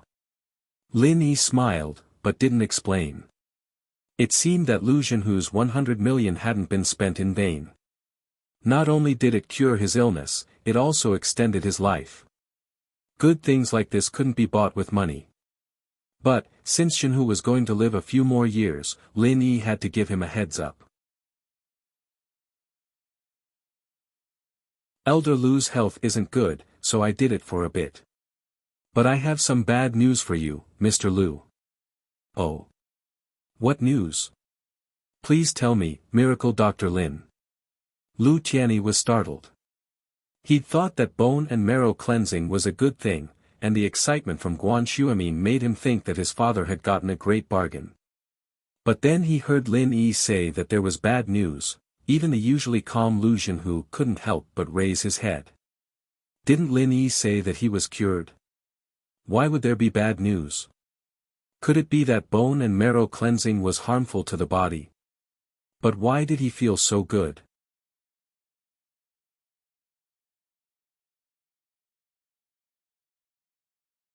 Chapter 320.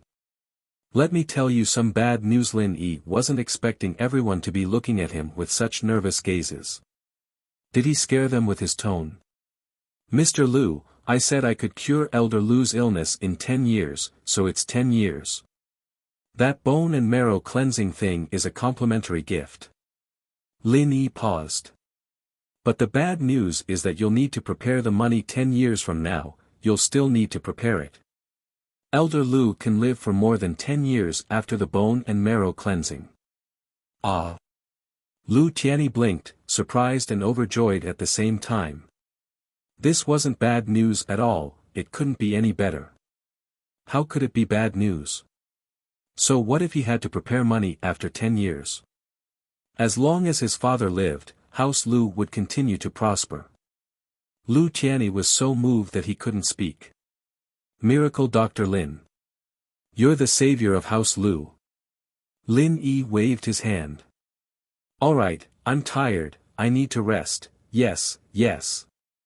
Miracle Dr. Lin needs to rest, I'll take my father to the bath first. Lu Tianyi didn't want to disturb Lin Yi any longer. He'd wanted to say some more words of gratitude, but held them back. Zhenhu couldn't help but be overjoyed at Lin Yi's words.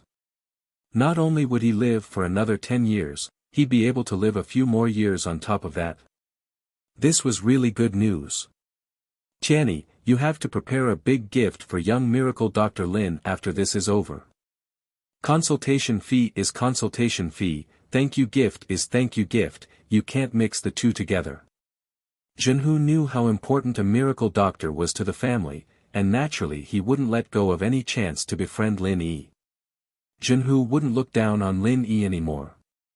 Age didn't determine one's ambitions. Lin Yi might be young, but he was capable.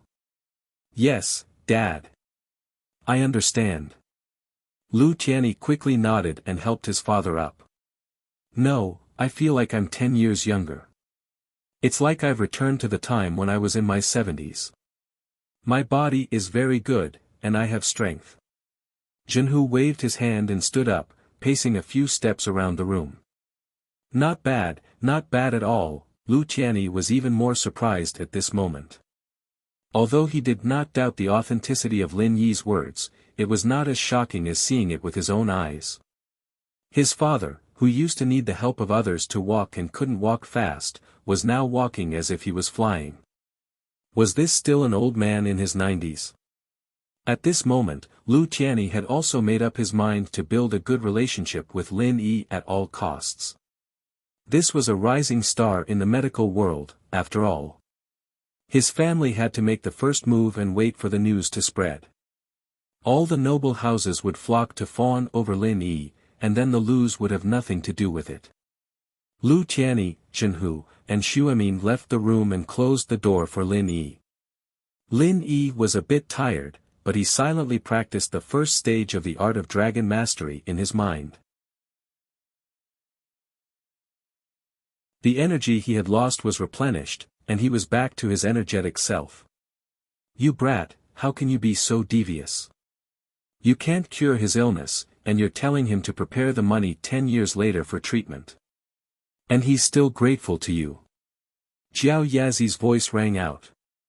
Then what should I say? That I didn't cure him. Lin Yi sweated. He really was a bit devious. But you're not devious enough. You're not as devious as my master uncle. If it were him, he would have asked for another bone and marrow cleansing fee. Jiao Yazi said. Lin Yi fainted. When Lin Yi came downstairs, Guan Xian had already placed the dishes on the table. Jinhu and Lu Tianyi hadn't left either. Jinhu had clearly just showered, as his hair was still damp. However, he looked energetic as he chatted with Xuemin about something. Jinhu and Lu Tianyi stood up again when Lin Yi came downstairs. Miracle Dr. Lin, you've worked hard. It's nothing. Is it time to eat? Mr. Lu and Elder Lu, would you like to join us? Lin Yi looked at the food on the table. It was enough for a few people, so he invited them. Then I'll gladly accept your invitation. This old man will shamelessly come and freeload. Jinhu wanted the Lius to get closer to Lin Yi as well, so he immediately accepted Lin Yi's invitation. The Lius were now convinced that Lin Yi really was Xuemin's mentor. Although this was Xuemin's house, it wasn't appropriate for them to stay and eat with Lin Yi. Guan Xian brought out the dishes one by one, and then placed the bowls and chopsticks on the table like a little wife. Alright, let's eat together. Yi must be hungry, right? Let's skip the formalities and get straight to the point. Xuemin was worried that Lin Yi would be too tired, so he asked everyone to get straight to the point. Alright. Lin Yi nodded, but noticed Guan Xian standing to the side. Guan Xian, you're here too. Guan Xian looked at Xuemin.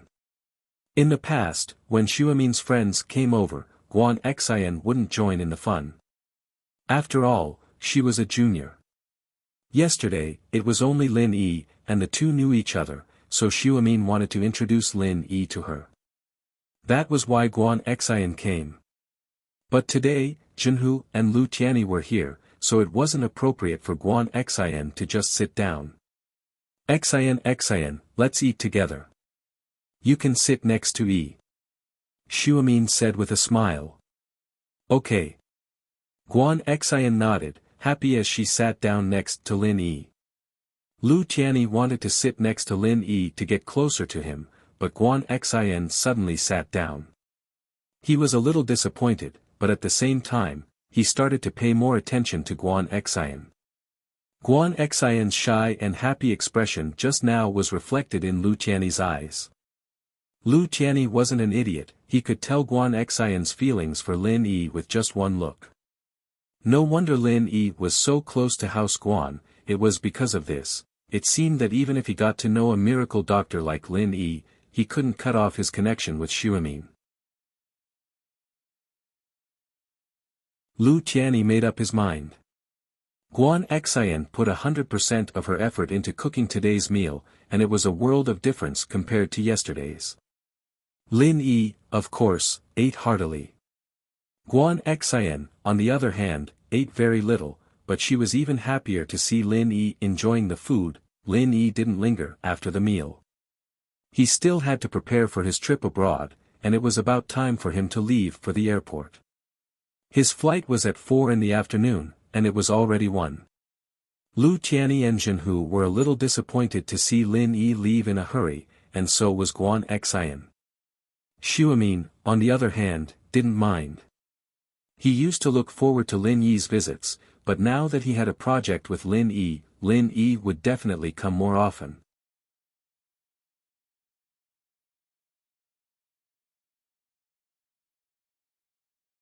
Chapter 321 Meeting Wang Xinyan again. Faubert's Bentley was already parked in front of the villa.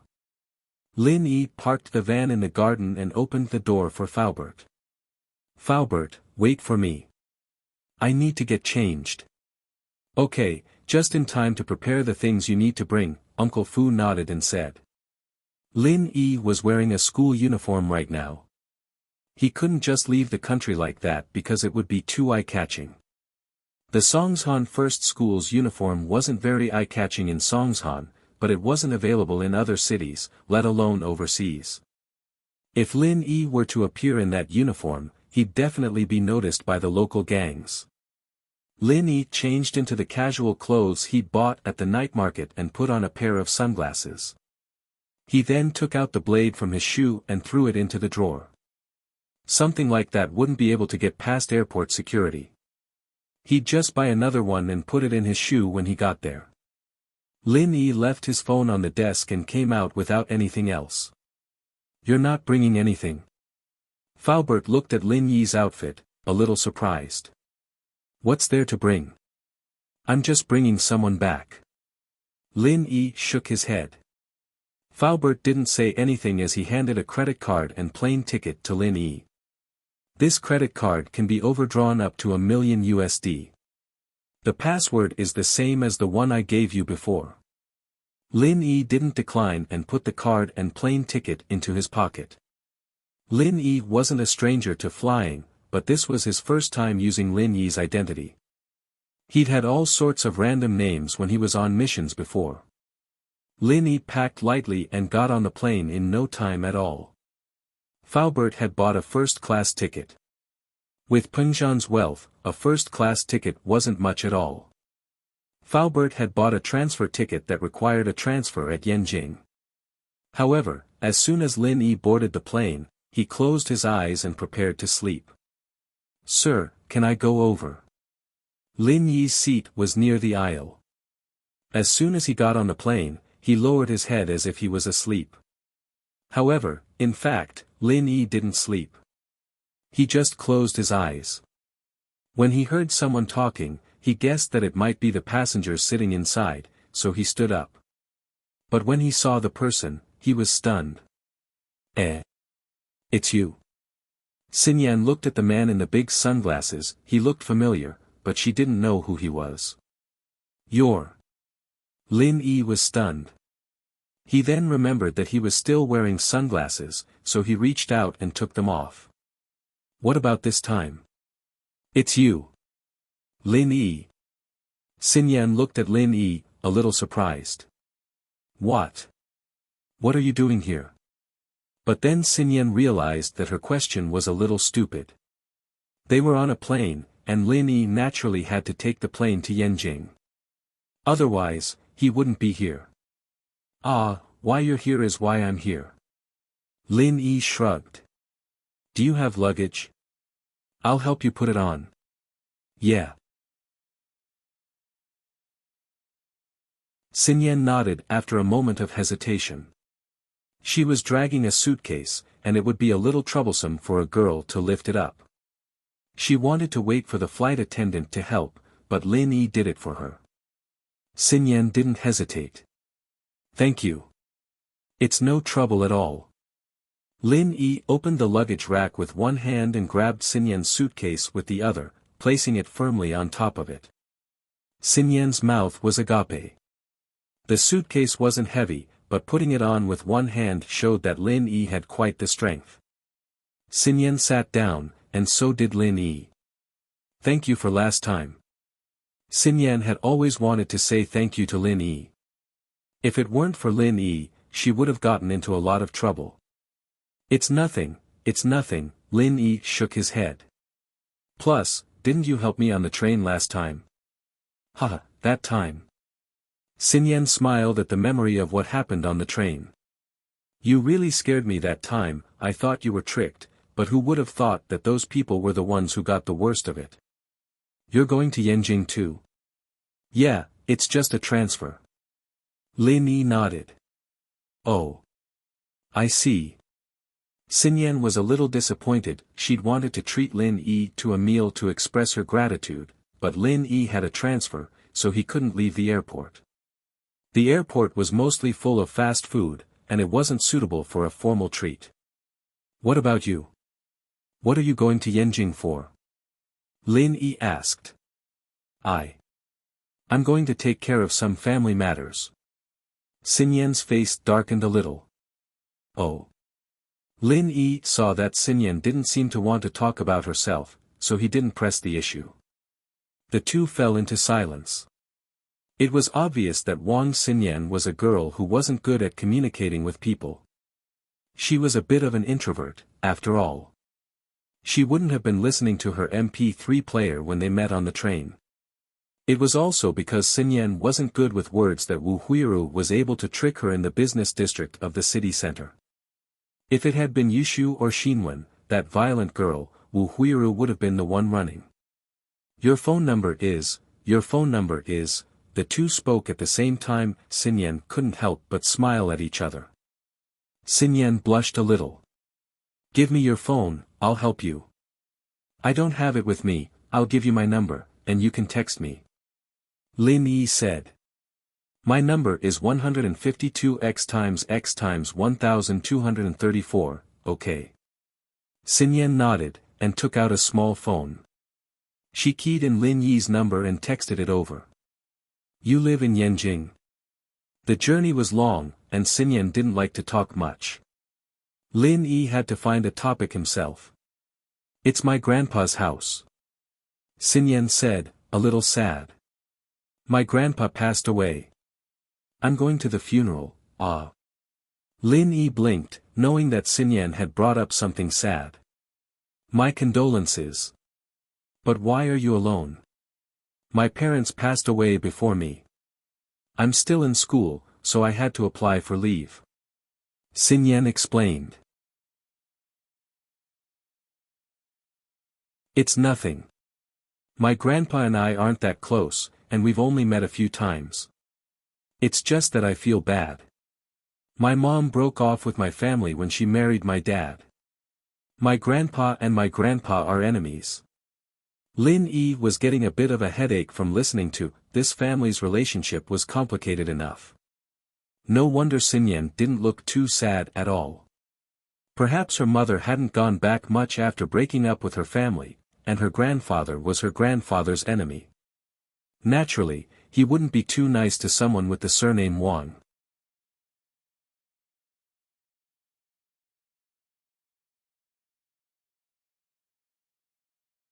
Chapter 322. Incorrect information, ah. Xinyan blinked. You're an orphan. You could say that, but I have an old man who loves me dearly. You could call him adoptive father or grandpa. Anyways, his age is a little awkward. Lin Yi scratched his head. I guess I'll just have to call him old man. Ah. Xinyan chuckled at Lin Yi's words. You don't have to comfort me, I'm fine. I'm just feeling a little uncomfortable. My grandpa just passed away, and now my uncles are fighting over the inheritance. Even my grandpa's body was left in the hospital, and my parents were the ones who organized the funeral. Lin Yi was speechless. He didn't know what to say to Xinyan's uncles, letting a daughter they'd broken up with come back to take care of the funeral while they were busy fighting over the inheritance. But it's fine. Our family isn't after anything. My grandpa's family is richer and more powerful than my grandpa's, but my parents have built a place for themselves after all these years. Xinyan had kept these words bottled up in her heart for a long time, and she probably didn't have anyone she could talk to normally. She decided to talk to someone she could get along with, Lin Yi. It's just that. My uncle said that my mom's going back to fight over the inheritance. Lin Yi didn't know what to say as he listened to Xinyan's story. This was family business, after all, and Lin Yi wasn't in a position to butt in. Ah.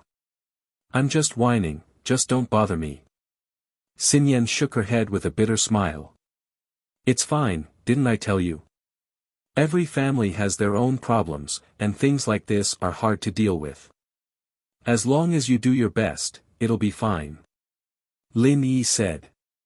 Yeah, As long as you do your best, it'll be fine. Xinyan nodded. The two talked for a while, and Xinyan seemed to be getting sleepy as well. She leaned back in her chair, falling asleep after a while.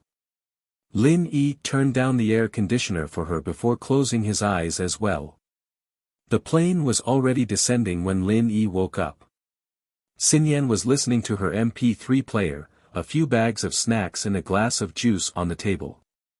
Xinyan took her headphones off when she saw that Lin Yi was awake. She handed Lin Yi a bag of snacks from the table. Here, they were distributed on the plane when you were asleep. I got one for you. You can eat it. I don't like these things very much. Lin Yi took a look at it and found it was mostly dehydrated vegetable slices. He didn't like it. Yeah, thanks. Xinyan seemed to like these snacks a lot, and she'd already finished her portion. It didn't take long for the plane to land at Yanjing Airport, and Xinyan went to the domestic arrival point while Lin Yi went to the international transfer lounge. The encounter with Wang Xinyan was just a small interlude, and Lin Yi was on a plane to Blue Town. There was no one he knew on the plane this time, and so Lin Yi closed his eyes and fell asleep. When he opened his eyes, he was already in a foreign land. This was a small town full of exotic atmosphere, but it was not Blue Town. Blue Town was a few kilometers away from here by car. Lin Yi flagged down a taxi after exiting the airport, telling the driver that he was going to Blue Town in English. English was the common language of the world, and it was effective in this exotic European town as well. There were many customers on the way from the airport to Blue Town, and the driver was used to it. Ever since the Blue Water took control of Blue Town, it had become a place of luxury and debauchery, with casinos, red light districts, and drug dealing all over the place. There were a lot of customers visiting Blue Town every day, and the driver thought that Lin Yi was a tourist. You can have some fun there, young man, but don't get too addicted to it. Or else. Sigh. Thanks, I'm just going to take a look. Lin Yi thought that the driver was a good guy, after all. The driver didn't try to convince him otherwise, and started talking about the local culture in Blue Town instead. Lin Yi had a clear Asian face, and he was obviously a tourist.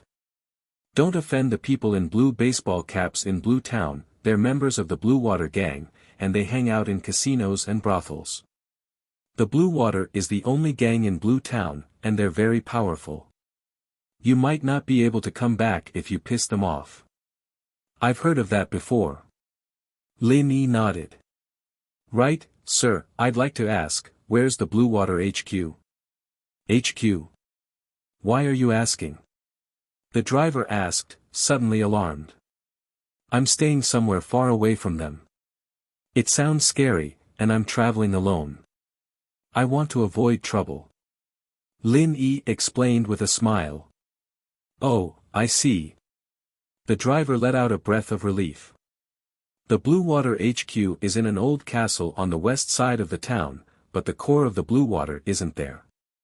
The castle is too eye-catching, and there's only the Blue Water members there. I see. Lin Yi wondered. Could the information be wrong? According to the information Guanbua had given him, that Blue Castle was the Blue Water's headquarters. But Guanbua hadn't looked into it before, something that even a taxi driver knew.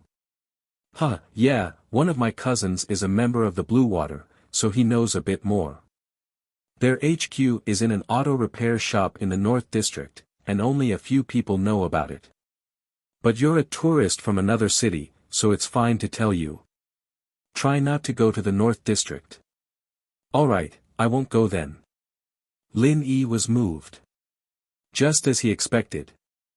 The HQ of the Blue Water wasn't too big of a secret, but it was too far from Songshan, and Guanbua could only find some superficial information. Without actual investigation, there would be no specific search results on the internet. Lin Yi had the driver drop him off in the Blue City, and then took another taxi to the North District, finding a hotel to check into. There were plenty of tourists from the east like Lin Yi, so no one in the hotel paid any attention to Lin Yi. Lin Yi took a quick look at the room before leaving the hotel with his sunglasses on, wandering the streets of the North District.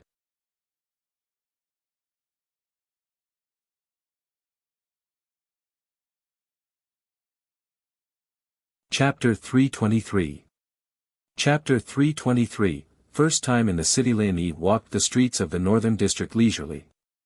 Lin Yi didn't have a destination in mind, so all he needed to do was remember the way back.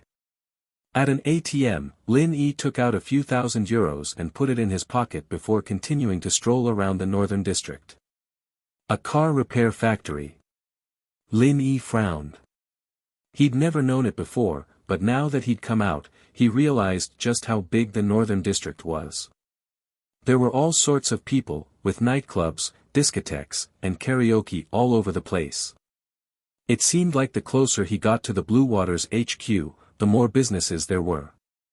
Lin Yi didn't believe that these were just legal. Lin Yi saw a couple of women flirting with him as he walked past. Of course, Lin Yi didn't know if the sex trade was illegal here, and Lin Yi didn't have the time to look into it either. After a moment of silence, he made a bold decision. He stopped a man with a scar on his face and a blue baseball cap.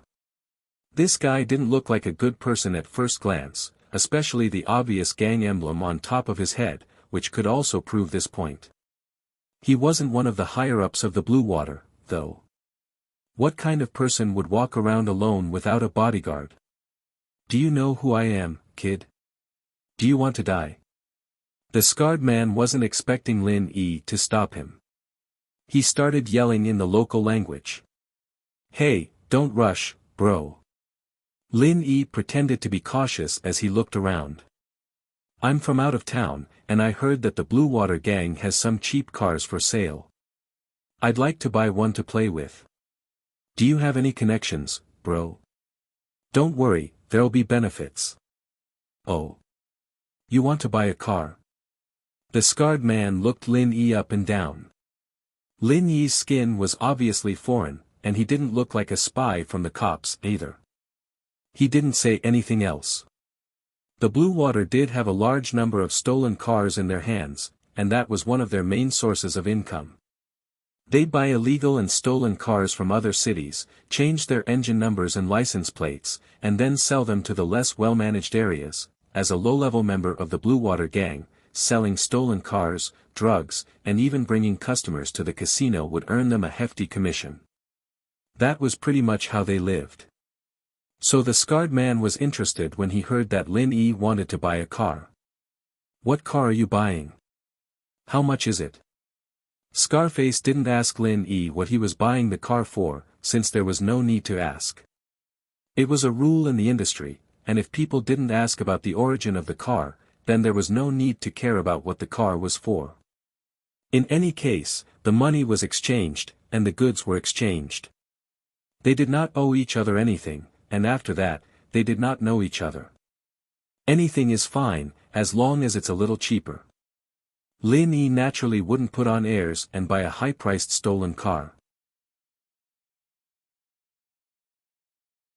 Anyway, this kind of thing could be thrown away after it was used.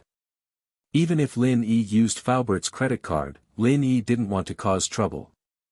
Who knew if this guy in front of him was the kind of person who was greedy for money? What if he saw his extravagant spending and had evil thoughts? Lin Yi wasn't afraid of him, but Lin Yi's main goal was to bring Xie Jinbiao back to the country. He didn't plan on getting into any conflict with the Blue Water gang. Whether they were good or bad had nothing to do with Lin Yi. Scarface wasn't disappointed by Lin Yi's words. After all, most of the luxury cars were smuggled to other countries, and the ones left for sale weren't anything good. It was good enough for someone like him to get a deal like this in a month, so he didn't mind. They're cheap, ranging from a few €100 to a few $1,000 are fine too. "Take me there," Lin Yi said. "Follow me." Scarface nodded and led Lin Yi through the Northern District. Lin Yi followed behind him at a leisurely pace, arriving at the entrance of a car repair shop after 10 or so minutes of walking.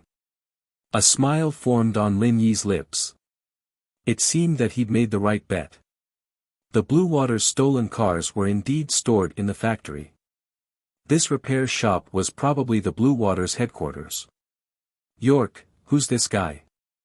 A Blue Water member with a blue hat standing guard at the door recognized Scarface, but not Lin Yi. Here to buy a car. York greeted him with a smile and swaggered into the shop with Lin Yi. Evidently, they didn't think that Lin Yi would be able to cause much of a ruckus in Blue Water territory by himself.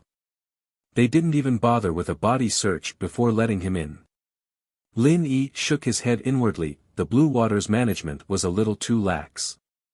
In actuality, the Blue Water was the overlord of Blue City. The Blue Water members could wipe out anyone who tried to cause trouble in any part of the city, let alone the headquarters.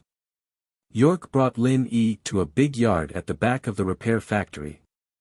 There were close to 100 cars parked there, some models Lin Yi had seen before, and some he hadn't seen before.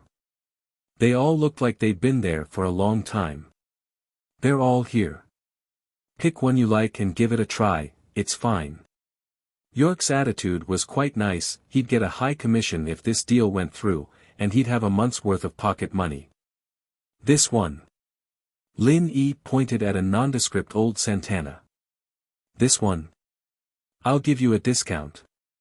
How about 500 euros? York gave a price after a glance at the car Lin Yi was talking about. That's a little expensive, but I'm buying it with sincerity. Lin Yi shook his head. It's not expensive, it's a reasonable price.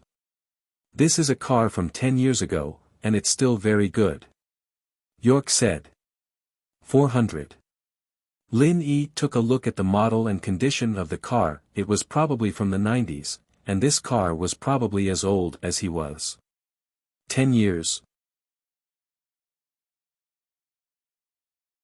Maybe 18 years, a little higher, 450. York asked. In actuality, Lin Yi wasn't cutting the price too harshly. It was more or less a normal price, and he did look sincere. 400 it is. This car is more than 10 years old, and I'm just buying it for a ride. Who knows, I might throw it away in a few days. Lin Yi said. Alright, 400 it is then. York nodded readily. Cash in one hand, and the goods in the other.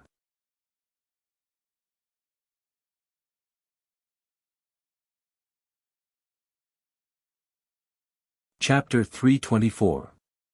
A cool girl. Nope, remember my number. Call me if anyone tries to stop you. York paused before taking off his hat and handing it to Lin Yi. Here, you wear my hat, and the cops in this city won't give us any trouble. Alright, thank you. Lin Yi put the hat on. I'll just say I'm Boss York's lackey if anyone gives me any trouble, alright? Of course. York was so happy that he couldn't stop smiling when Lin Yi called him boss. Just say it. I, York, have a bit of a reputation in this little blue city. Lin Yi nodded, counting out 400 euros and handing it to York. Lin Yi only had a few thousand euros in his pocket, so York wasn't too greedy. He let Lin Yi get in his car after taking the money. The keys were in the car, so there was no need to worry about it being stolen in the garage. Lin Yi drove out of the garage. Lin Yi's things were a lot easier now that he had the hat, and York thought he'd taken advantage of him. The car hadn't gone far when they saw a pretty girl trying to flag down a car. She waved when she saw Lin Yi's car coming over. Naturally, Lin Yi wasn't really interested in hitchhiking. There were at least 80 pretty girls who'd hit on him in the north, and no one knew what they did for a living. Lin Yi, however, was paying attention to the girl because she was an Asian. It was a strange feeling to see an Asian girl in a foreign country. The girl had a pair of sunglasses on her cool face, and a black outfit that was quite eye-catching. Lin Yi, however, felt a sense of familiarity, even though the sunglasses covered most of her face. Lin Yi wouldn't have stopped the car if it weren't for the fact that she looked familiar. What's up? Lin Yi was wearing a blue baseball cap and a pair of oversized sunglasses. His outfit was probably similar to this cool chick's, and it was hard to tell his true appearance from the outside. "Handsome, can I hitch a ride?" The cool chick squeezed out a smile on her cool face. "Hitchhike? I don't even know where I'm going. How am I supposed to drive you?" As Lin Yi spoke, he sized up the young girl. She looked very familiar, giving Lin Yi a feeling of déjà vu, but he couldn't remember where. He'd seen too many people these years, and it was normal for him to feel a sense of familiarity from time to time. "That's great. Since you don't know where to go, just send me to Canhee Hotel." The cool girl opened the door of the front passenger seat and got in the car. "Heh." Lin Yi smiled. "I don't know where the Canhee Hotel is." The girl paused. "Aren't you from the Blue Water Gang? How come you don't know where it is?" "I just joined." "Is there a problem?" Lin Yi shrugged. "Oh. It's nothing. You drive, I'll show you the way." The girl's voice was a little disappointed, but still cold. Lin Yi started the car, and it started moving slowly. Lin Yi looked at the girl out of the corner of his eye. A tourist from out of town. But Lin Yi didn't think it was possible. How could a tourist from out of town be so bold as to stop a hitchhike on the street? How dare he hitchhike, especially after knowing he was a member of the Blue Water Gang? Wasn't she afraid of death? With that in mind, Lin Yi started to get curious about the girl's identity. Had he seen her before? If he could take off her sunglasses, he might be able to remember. Self-guided tour. The girl's answer surprised Lin Yi. Self-guided tour. Self-guided tour. You know about the Blue Water Gang? Lin Yi retorted.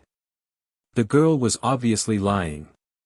Of course I'm interested, I admire the strong. The cool chick tried her best to make her smile more charming and moving, but the forced smile on her cool face was almost the same as a sneer. Lin Yi was speechless. There was no way to lie like that, was there? But he still found it funny. Admire the strong. So you're here waiting for a hitchhike in front of the Blue Water Gang? Yeah, didn't I meet you? The cool chick smiled. Can you tell me about your gang? I want to know. Sorry, I just joined. Sorry to disappoint you. Lin Yi was getting more and more curious about the girl. She didn't even know how to lie, so what did she do? Then you should know who the leader of your gang is, right? Is it Charlton? I heard it's him. The girl asked. Probably. Lin Yi had done some research on the Blue Water Gang, and that seemed to be the leader's name. Then do you know where he is? The girl ignored Lin Yi's probably. Is he in this repair shop? Or Blue Castle? In the repair factory. Lin Yi answered offhandedly. This was the information he'd gotten from the taxi driver. I see. Then do you guys see him? Which building does he usually work in? The cool girl continued to ask curiously. That I don't know. Lin Yi wasn't really a member of the Blue Water Gang, so how would he know that much? Why don't you know anything? The girl was a little angry. Then can you take me to him? Why do you want to see him? Lin Yi felt that this girl was a little strange, but the question made Lin Yi frown. There was a black SUV following him from afar. He'd been too focused on talking to the girl, and didn't even know where the hotel was. He'd been driving aimlessly, and the car was still following them from afar. He wouldn't believe it if someone told him that he wasn't following them. The Blue Water Gang. Lin Yi frowned as he thought back to his previous actions. There wasn't anything suspicious about it, and he hadn't even revealed his intentions. He didn't even have a lot of cash on him, so why would someone from the Blue Water be following him? What made Lin Yi curious was that the SUV had followed him from behind, and not from the Blue Water's repair shop. Lin Yi had looked behind him when he left the shop to make sure no one was following him. Could it be someone who was following the girl? With that thought, Lin Yi felt that it was possible. It was probably after the cool girl was picked up that the MPV behind them caught up.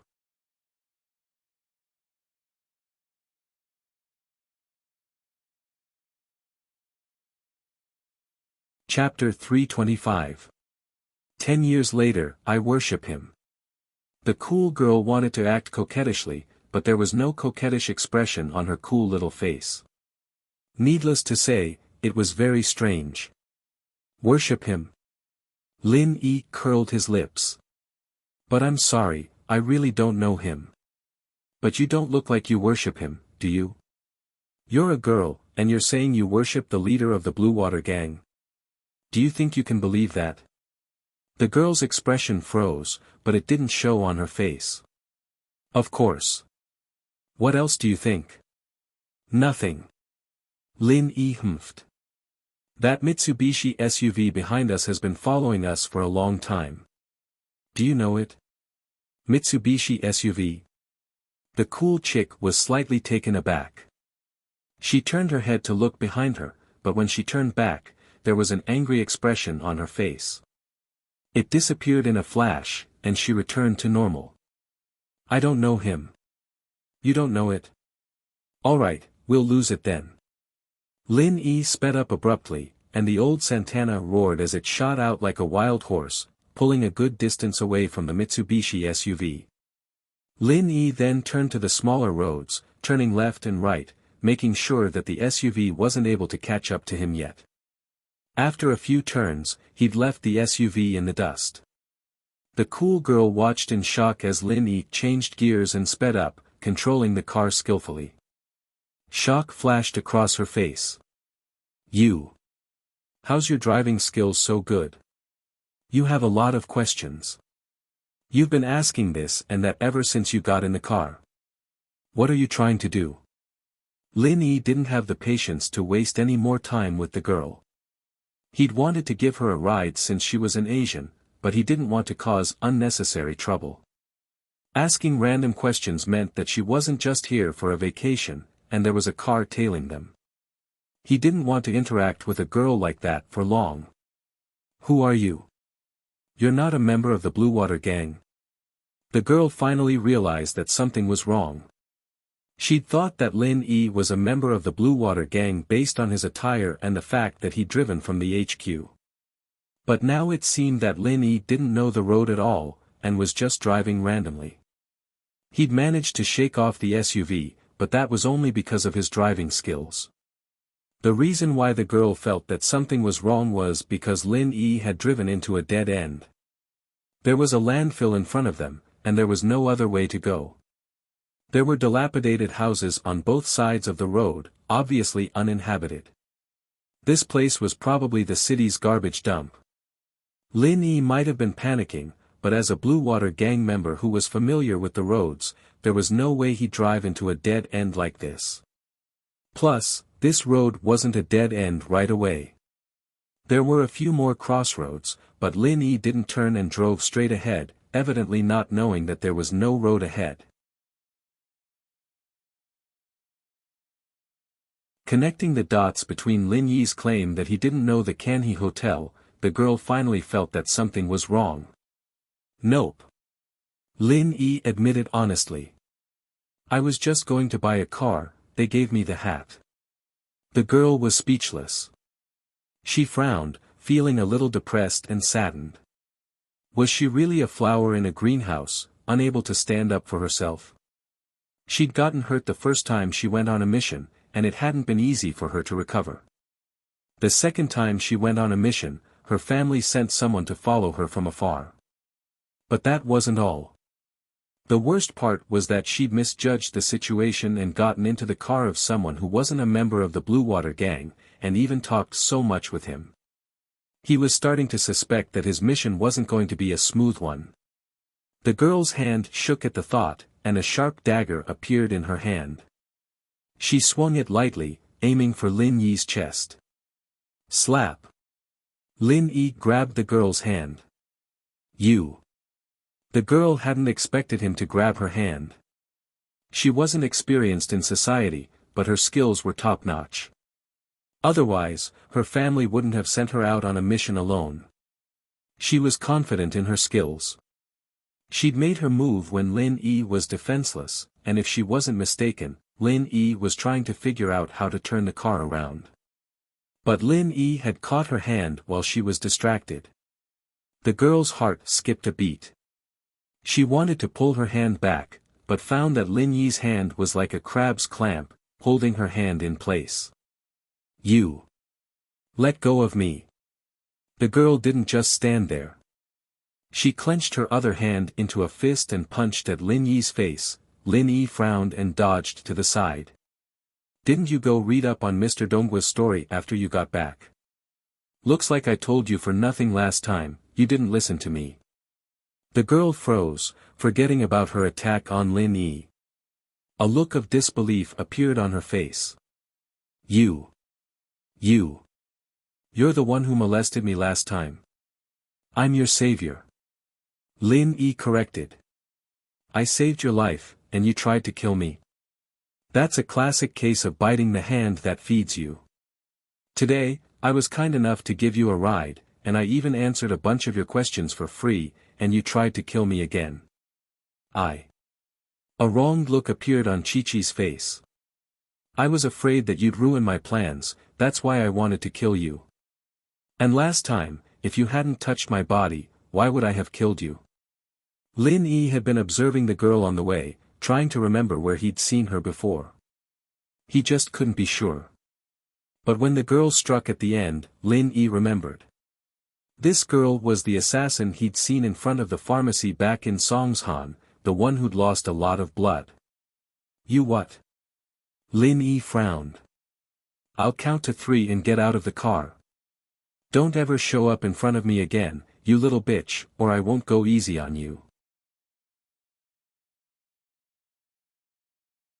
Lin Yi had to admit that Chi-Chi was very pretty, but having a girl who wanted to kill him every day beside him wasn't something Lin Yi wanted.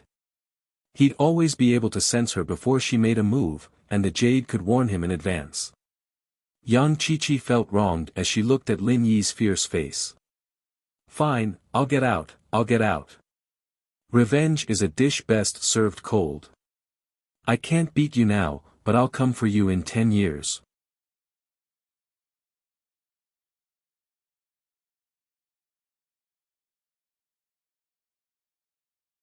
Chapter 326. Chapter 326, Sorry. Chi-Chi glared at Lin Yi before getting out of the car. Lin Yi stepped on the gas and the car sped away, and Chi-Chi realized that she was standing in front of the junkyard. There wasn't a single person here, nor were there any taxis. How was she supposed to get back? Chi-Chi wanted to cry as she yelled at Lin Yi's car. Lin Yi, I hate you. Just you wait. Lin Yi's car answered with a puff of black smoke. Chi-Chi helplessly took out her phone and dialed a number. Grandpa Tombstone. Did you follow me? No. Just admit it. I'm at the junkyard, I'm lost, come get me. Alright, I'll be waiting. Lin Yi was driving out of the alleyway when the Mitsubishi SUV drove past him. Lin Yi frowned, it seemed that this car had something to do with the girl. After asking around for directions, Lin Yi got back to the hotel he was staying at. It was pretty easy to find the way.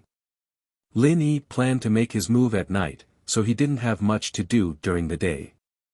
He parked the car in the hotel's parking lot, putting the blue baseball cap York gave him on the driver's seat to prevent car thieves or unnecessary trouble before entering the hotel.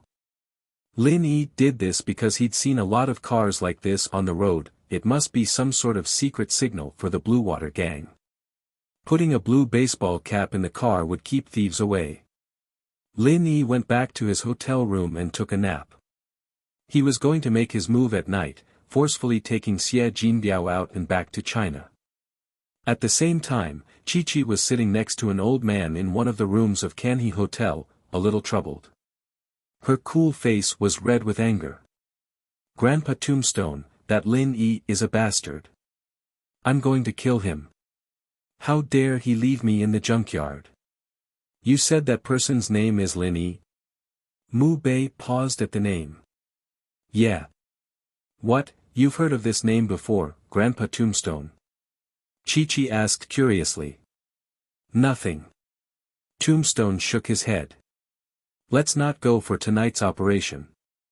I'll talk to the patriarch and cancel it. No, I must kill that Charlandan. Chi-Chi shook her head stubbornly.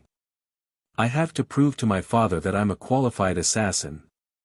All right then, Miss Yang, please be careful. Tombstone said helplessly, however, I will stay outside the repair factory. If there is any situation, call me at any time. Got it. There was a hint of unwillingness on Chi-Chi's cool face. She didn't want Mu Bei to follow her, but there was nothing she could do. Grandpa Mu Bei must have been sent by her mother. That night, Lin Yi made his move. Lin Yi parked his car not far from the repair factory he'd been to earlier in the day and put on his blue baseball cap, striding into the factory. The Blue Water member guarding the door only raised his head slightly to look at Lin Yi, but didn't stop him. He went back to his video game. The people who came to the repair factory at night were all Blue Water members.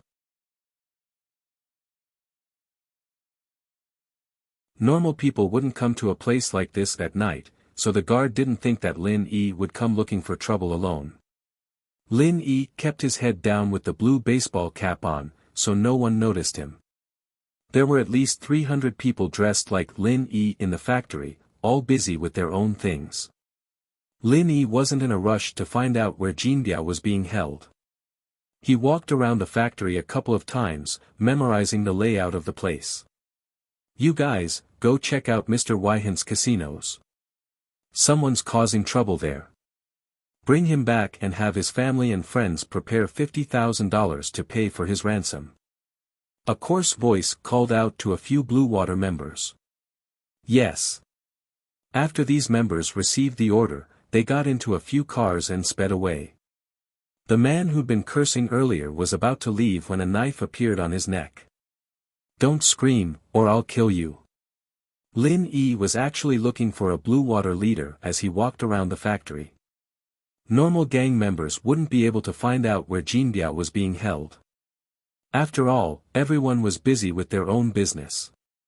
Kidnapping Jinbiao to extort money from Guanbo wasn't a big deal. At least, the Blue Water gang did this sort of thing quite often. Even their leader, Charlton, didn't know about it. Charlton only looked at the final profits of the gang. As for how, that was handled by the mid-level leaders. So, he couldn't just grab a random person to find out where Jinbiao was being held. That was why Lin Yi hadn't made a move yet, choosing a target instead. Lin Yi wanted to hit the target in one go, and not blindly ask a bunch of people. That would only alert the enemy. But finally, Lin Yi ran into the leader who'd ordered his men to capture Jinbiao. Lin Yi was delighted. The person he'd been looking for was finally here. What? What do you want? The leader was just about to cry for help when he heard Lin Yi's voice. The knife on his neck was real and cold, and he couldn't guarantee that the guy behind him wouldn't stab him to death. Where are the people you've captured? Lin Yi asked. Cut the bullshit and answer me. Don't blame me if you lie. Who? Who are you looking for? Tell me the name, and I'll call my men to release them. The leader said carefully. Humph. Lin Yi snorted coldly, cutting the knife into the leader's neck. Blood gushed out. I told you to cut the bullshit and answer me. Are you deaf? Or do you want to die now? I don't mind killing you and asking someone else. Don't. Don't, I'll talk. Originally, the leader wanted to play a trick and find out who Lin Yi was looking for. Then, he'd let his men bring the person out as a hostage to force Lin Yi to give in. But obviously, Lin Yi wasn't even interested in talking. On the count of 3, 3, 2. Lin Yi increased the strength of the knife in his hand. In the basement of the building in front. Don't kill me. I've already said. The leader was scared. It's in the building in front. Let me go. 1. Lin Yi said the last number. Sorry, I didn't stop.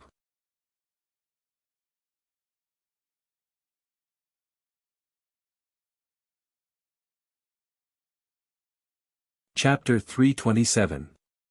Chapter 327, A thief. Lin Yi took off the leader's baseball cap and shoved the body under a car that hadn't been driven in a while. No one would be able to find him for a while, probably only when his body rotted and started to smell. Of course, Lin Yi didn't believe the leader's words completely. Who knew if he had ulterior motives? Lin Yi didn't go to the building the leader was talking about right away. What if it was a trap? Lin Yi wasn't that careless. Lin Yi walked around the building and crouched down quietly at the door like a normal Blue Water member. A Blue Water member walked out after a while, and Lin Yi followed him, putting a knife to his neck after he'd walked for a while. But this time, the member spoke up before Lin Yi could say anything. Bro, don't kill me. I just wanted to sneak in to see if I could get some loot, but I went into the wrong place. I didn't do anything, I didn't steal anything. You can search me if you don't believe me, I really didn't steal anything. Please, let me go. Lin Yi paused, speechless. This guy had snuck in just like him. And from what he said, he seemed to be a thief who wanted to fish in troubled waters. Where did you get that hat? Lin Yi didn't know whether to laugh or cry. I stole it. The thief didn't try to hide anything. I saw someone leave it in the car, but the window wasn't closed, so I stole it. I heard this was where the Blue Water made their money, so I came to try my luck. Bro, it's really my first time here. Oh. Then what did you see when you went in? Lin Yi asked. I didn't see anything, really, I won't tell anyone. The thief was on the verge of tears. Tell me the truth. What did you see? Lin Yi asked helplessly. He didn't expect this thief to misunderstand him and think that he wanted him to keep it a secret. Big brother, you're also a sensible person. You know that's where you keep the hostages. Although I saw it, I won't tell anyone. Really, don't worry. I'll keep it to myself. The thief said honestly, I'm not a professional. I won't report you. Lin Yi listened to the thief's words and knew that he misunderstood, but Lin Yi didn't explain. Now that he had confirmed that this building was really a place to hold the hostages, it was fine. No one noticed you after you went in. Don't tell me there aren't any of our people inside. Lin Yi asked. No, there's no one from you inside, except for the hostages behind the iron bars. The thief thought that Lin Yi was just asking a routine question, so he answered truthfully. He didn't have time to think about why Lin Yi was asking these questions. He was already sweating profusely. If I let you go just like that, I'll have to bear the risk if the higher-ups ask. Lin Yi didn't want to kill the thief anymore, it'd be more troublesome to deal with the corpse. He might as well let the thief go. But he had to make sure that he didn't get suspicious if he let the thief go too smoothly. Big brother. The thief took out a stack of money from his pocket. This is my earnings for the day. You can use it to buy some cigarettes, okay, you know your place. Now scram. Lin Yi took the money and stuffed it into his pocket in satisfaction, sheathing the knife. The thief ran off gratefully, not even looking back as he left the place. Thinking about it, he didn't dare to stay any longer and would probably run out of the repair factory. Lin Yi made sure that there weren't any Blue Water members in the building from the thief's mouth, and so he swaggered in. The first floor was a big hall, but there was nothing there. The second floor was sealed off, evidently used as a warehouse. Lin Yi went down to the basement and saw rows upon rows of prison-like cells. Some had people sitting in them, some didn't, but none of them raised their heads to look at Lin Yi as he walked past. All of them looked dejected and dispirited. They were probably hostages that the Blue Water Gang had come up with all sorts of excuses, waiting for their families and friends to come with money to redeem them. Still, the Blue Water Gang was pretty cocky, running a blackmail business like this in broad daylight. It seemed that the security here had fallen to a certain level. Xie Jinbiao. Lin Yi couldn't be bothered to look for them one by one, so he called out the name. Here, here. One of the men in the cell stood up excitedly, waving at Lin Yi as he walked to the edge of the cell. Lin Yi nodded and quickly walked over. The other hostages were evidently used to this, and didn't even raise their heads. Whoever brought the money would be called out and released, while the others wouldn't be able to get out no matter what. They didn't seem to care about Lin Yi's arrival at all. You're Xie Jinbiao. Lin Yi looked at Jinbiao, noticing that he was very different from the picture Guanhua had given him. In the picture Guanhua had given him, Jinbiao was tall and strong, but this Xie Jinbiao in front of him looked like a sickly person, skinny as a monkey. But upon closer inspection, he could tell that it was the same person. Yes, that's me. Did my dad transfer the money? Jinbiao was a little excited. He'd thought that he was dead for sure, but his father had found a way. Xie Jinbiao roughly knew how much money his family had, but the debt this time was too much. Xie Jinbiao estimated that even if his father borrowed money, he wouldn't be able to borrow so much money, so he was already a little desperate. Lin Yi unlocked the door with a metal wire and let Jinbiao out. Come with me. Jinbiao followed Lin Yi carefully. He was so excited that he didn't even see Lin Yi open the door with the metal wire, thinking that Lin Yi was a real member of the Blue Water Gang. Where's my dad? Jinbiao asked again when he saw that Lin Yi wasn't talking. Where's my dad? Can I go now? Put this on, and don't talk nonsense. Follow me. Lin Yi put the baseball cap he'd gotten from the gang leader on Jinbiao's head. Don't ask so many questions if you don't want to die.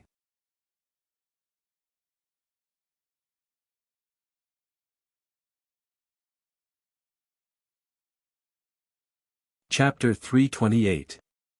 Chapter 328, Her again, I'm the one who's bringing you back. Lin Yi knew that if he didn't explain himself, the kid wouldn't follow him. Your old man doesn't have that much money, so stop asking questions if you don't want to die. Ah. You're my dad's man. Jinbiao blinked in surprise. Since when did my dad have such a powerful man? That's amazing. Lin Yi rolled his eyes. Why was this Jinbiao just as stupid as his old man? He snorted. I wouldn't even take your old man in as my man. Ah. Jinbiao finally realized that this person wasn't his father's man, but an expert that his father had hired to save him. Jinbiao's attitude turned respectful. I'll listen to you, big brother. Lin Yi was amused. This kid was a typical rich second generation. He was so cocky when he thought he was his father's man, but now that he knew he wasn't, he was trying to suck up to him. But Lin Yi couldn't be bothered with him. Bringing him back to the country was the same as completing his mission, and getting his father's shares in exchange would be considered a success. It was a simple mission, not challenging at all. Lin Yi shook his head and walked with Jinbiao to the door of the repair factory. But they hadn't gone far when they heard a commotion. Catch him. Don't let him get away. Kill him. Bang. Bang. A few gunshots rang out, followed by the screams of a man and a woman. It was obvious that both sides were injured. Lin Yi frowned. Did someone else invade this place besides him? The thief must have left long ago, so it couldn't be the thief they were trying to catch. And the thief couldn't have a gun on him. It was quite a busy night for 3 groups of people to come to this small repair factory. Ah! Big brother, what do we do? Did they find us? What should we do? They all have guns. Xie Jinbiao also heard the shout and was so scared that he almost fell to the ground. Shut up. They didn't find us, but someone else. Lin Yi glared at the fool and said unhappily, just follow me. Don't talk too much and don't look around. Oh. I know. Xie Jinbiao hurriedly nodded and said, Big brother, will you protect me? If you keep blabbering like this and expose yourself, I'll run away on my own. You can stay here and die. Lin Yi snorted coldly and continued walking forward, ignoring Xie Jinbiao. Jinbiao still wanted to say something, but he was frightened by Lin Yi's cold words and didn't dare to speak. He carefully followed behind Lin Yi. The more chaotic it got, the better it was for Lin Yi. Everyone was focused on the intruder, and no one paid attention to Lin Yi and Xie Jinbiao, who were obviously Blue Water members. And so, Lin Yi calmly led Jinbiao towards the door. As expected, no one stopped them. Jinbiao's heart was in his throat. He wasn't as calm as Lin Yi, sweating profusely. These were real weapons, killing people without blinking an eye. How could he not be afraid? Lin Yi frowned abruptly.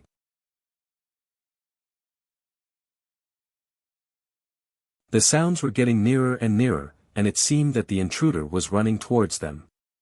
Lin Yi was speechless. He turned to Jinbiao. Hurry, they're coming. Oh. Jinbiao nodded and quickened his pace with Lin Yi. Bang! A gunshot rang out, followed by a scream of pain. It was a woman's voice, the two brothers in front, hurry up and stop that chick in front. A loud voice rang out from behind Lin Yi. Lin Yi had no choice but to stop his footsteps. If he didn't turn back now, the people behind him would probably open fire. If he was alone, he was confident that he'd be able to dodge the bullets behind him and escape. But there was a burden beside him. He could leave, but Jinbiao couldn't. Although Lin Yi had threatened him that he'd leave him behind, Lin Yi couldn't just leave him like that. Leaving him here would mean giving up on Guanbu's shares. Don't talk, follow me. Lin Yi told Jinbiao before turning around to see a figure in black lying not far from him. It was the intruder who'd been shot, but he didn't expect it to be a woman.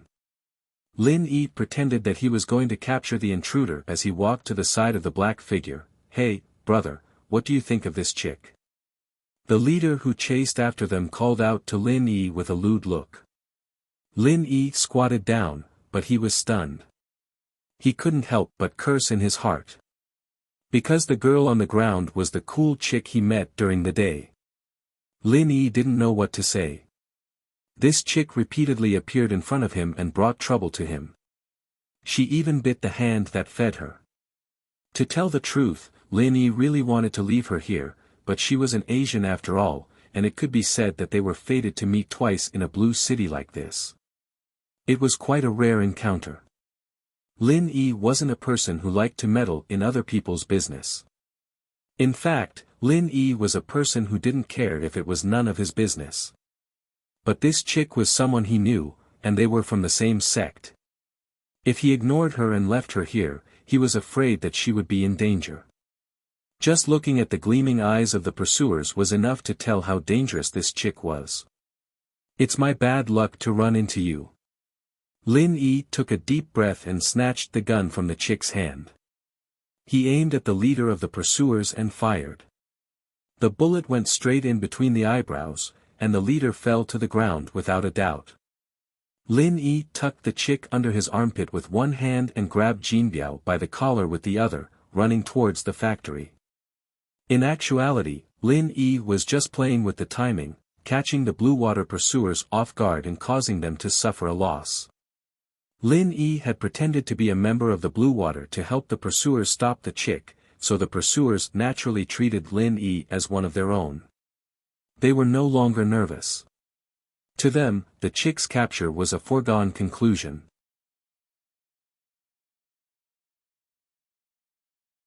So when they saw Lin Yi crouch down, the pursuers naturally lowered their guns.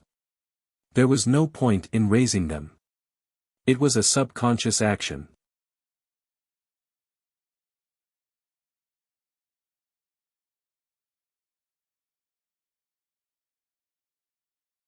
Chapter 329. How could Lin Yi endure this? When the leader fell, the people next to him didn't even have the time to react to how this happened and what was going on. He was their brother, but why had he turned on them and killed their leader with one shot? Who could tell them what was going on? While they were still in a daze, not knowing what to do, Lin Yi grabbed the girl under his arm and Jin Biao and ran away. By the time they realized what was going on, Lin Yi was already out of the repair shop and back at the alley where he'd parked his car. He opened the car door and tossed the girl in the back seat, letting Jin Biao sit in the front passenger seat. Jin Biao's legs went limp with fright. He knew that killing and robbing was a common thing in Blue Town, but that was just hearsay, not something he'd personally experienced. But this time, it was a real gunfight right next to him. If it weren't for Lin Yi's quick reflexes, Jin Biao would have been a dead man by now. Get in the car, what are you waiting for? I'm leaving if you don't. Lin Yi was getting impatient when he saw Jin Biao standing by the car door. Bro, my legs are numb. Can you help me? Jin Biao said carefully, looking like he was on the verge of tears. He didn't want to mess with Lin Yi anymore. The guy was a ruthless one. Not only had he killed a Blue Water leader with one shot, but he'd even managed to escape with an injured girl and himself in the middle of the chaos. Was that something anyone could do? Lin Yi walked over quickly and kicked Jin Biao into the car. He closed the door and went back to the driver's seat, starting up the car and driving away. Not long after Lin Yi left, the Blue Water's caravan moved out. Lin Yi had parked his car in the parking lot of the hotel he was staying at. Yang Qiqi had woken up by now. She'd been bleeding non-stop after getting shot in the shoulder, but she'd endured the pain and made her way to the door. Unfortunately for her, the bullet had hit her leg once more, and she'd fallen to the ground the moment she'd been shot. She'd lost a lot of blood before, and the fall had knocked her out, but Yang Qiqi's willpower was much stronger than a normal person's. She didn't pass out completely even after losing so much blood. In fact, she was already awake when Lin Yi picked her up, but her emotions were a little complicated.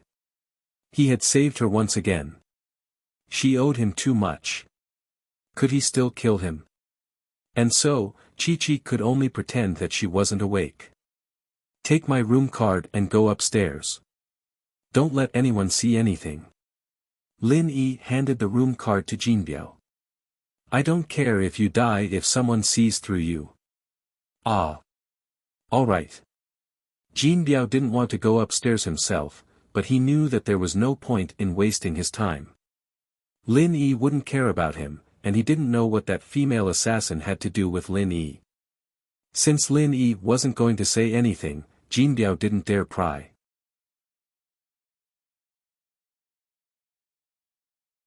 He took the room card and started walking towards the hotel, trembling.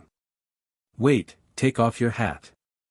Lin Yi pointed at the blue baseball cap on Jin Biao's head. If he were to put on this hat now, he'd definitely attract the waitress's attention. If the Blue Water really did come here to search, the waitress's mouth might slip, and that'd be bad for them. Yes. Yes. Jin Biao quickly took his hat off, evidently thinking of that as well. He felt a wave of fear. It seemed that he wasn't as cautious as Lin Yi.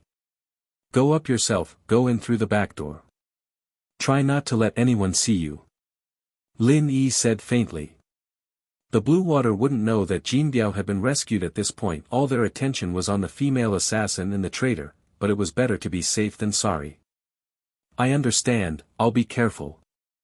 Jin Biao's legs had regained some feeling as well. It was still a little soft, but he didn't dare stay. He was afraid that Lin Yi would really abandon him if he didn't listen to him, and leave him here to die. Lin Yi only turned around after Jin Biao entered the hotel. You're not dead, are you? Tell me where you're staying if you're not.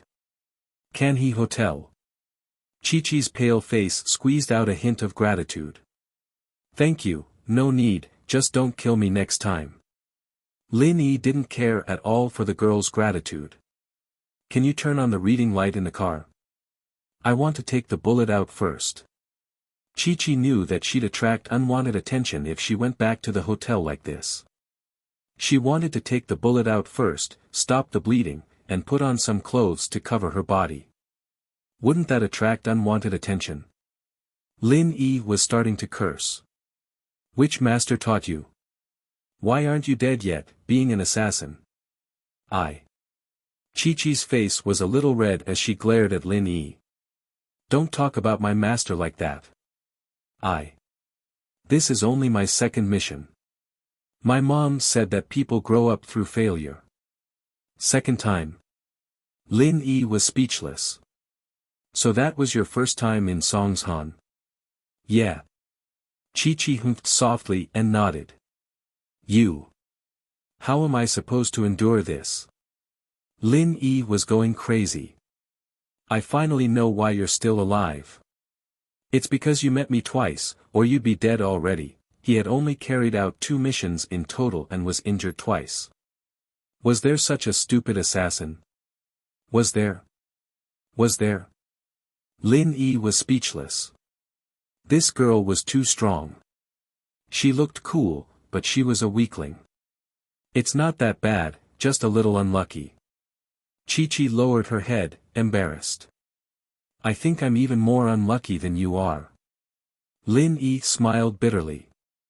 I really don't know who let you out on a mission. Your social experience is basically 0. Everyone has a time when they're young. How can they be strong without experience?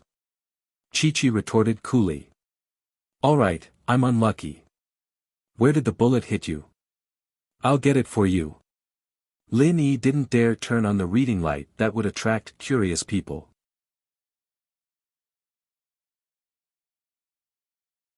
Right shoulder and left calf. Chi-Chi whispered.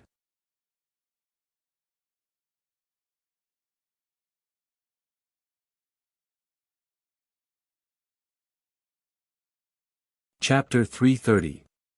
Chapter 330, Never See Again, yeah. Chi-Chi nodded. Undress? What are you thinking about? Lin Yi glared at the cool girl and barked at her. Undress. Undress? You need more. Chi-Chi wasn't sure what to say. Just open the shoulder. Lin Yi frowned. I've seen what I needed to see last time. I'm not interested in someone who's always trying to kill me. Who cares? A trace of annoyance appeared on Chi-Chi's cool face, but she still pulled her collar down, revealing her snow-white shoulder. There was a bloody hole on her shoulder, especially eye-catching. It was the mark of a bullet. Cut the crap. Lin Yi looked at the girl's shoulder and used his dagger to make a light cut. With a flick, a bullet flew out and landed on the car seat. Lin Yi took out some herbs he made from his pocket and sprinkled it on the girl's wound. Don't wear your clothes, it'll be fine in a bit. Oh. Her wound had miraculously healed under Lin Yi's care, and new flesh had grown out that very night. Chi-Chi trusted Lin Yi's skills very much. Most importantly, it didn't leave any scars. Chi-Chi thought that it was quite miraculous. She was an assassin, and getting injured was a common occurrence. But she was still a girl, she cared about the scars on her skin, and Lin Yi's herbs seemed to be able to remove any scars. He'd prepared this for himself. He'd always bring some with him whenever he went on a mission, but this mission wasn't dangerous at all. He'd thought that he wouldn't need it, but it turned out that he'd be using it on this cool girl. After dealing with the wound on the girl's shoulder, Lin Yi turned to the girl's calves. Chi-Chi had rolled up her pants a long time ago. Lin Yi slashed and flicked, and the bullet flew out. He quickly sprinkled some herbs on it, and the bleeding stopped. Alright, don't do dangerous things like this again. You're not suited to be an assassin. You're really cool, and you look like a little assassin, but assassins aren't always cool, just like me. Lin Yi said seriously to the girl. You. Chi-Chi's eyes went wide. Weren't assassins supposed to be cool? Her mother was always cool at home, cold, and only smiling when she saw her father. "All right, I'll send you back. Kanhee Hotel, right? Lead the way." Lin Yi didn't give Chi-Chi a chance to say anything as he turned to the driver and started the car. "Go straight, then turn right." Chi-Chi could only give Lin Yi directions, a troubled look on her face. Was she really not suited to be an assassin? This big liar must be talking nonsense. Yes, he must be afraid that she'd get stronger and come back to kill him. Humph, that had to be it. Lin Yi, huh? Just you wait, I'll surpass you sooner or later. You do remember the way, you're qualified to be an assassin. It was rare for Lin Yi to praise the girl, and Chi-Chi was just about to cheer when Lin Yi said, "But you're more suited to be a tour guide or a taxi driver."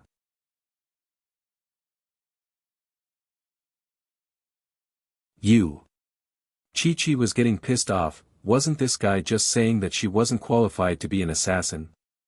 Humph, had he never failed a mission before? "Hey, what are you doing there tonight? Don't tell me you've never failed a mission before."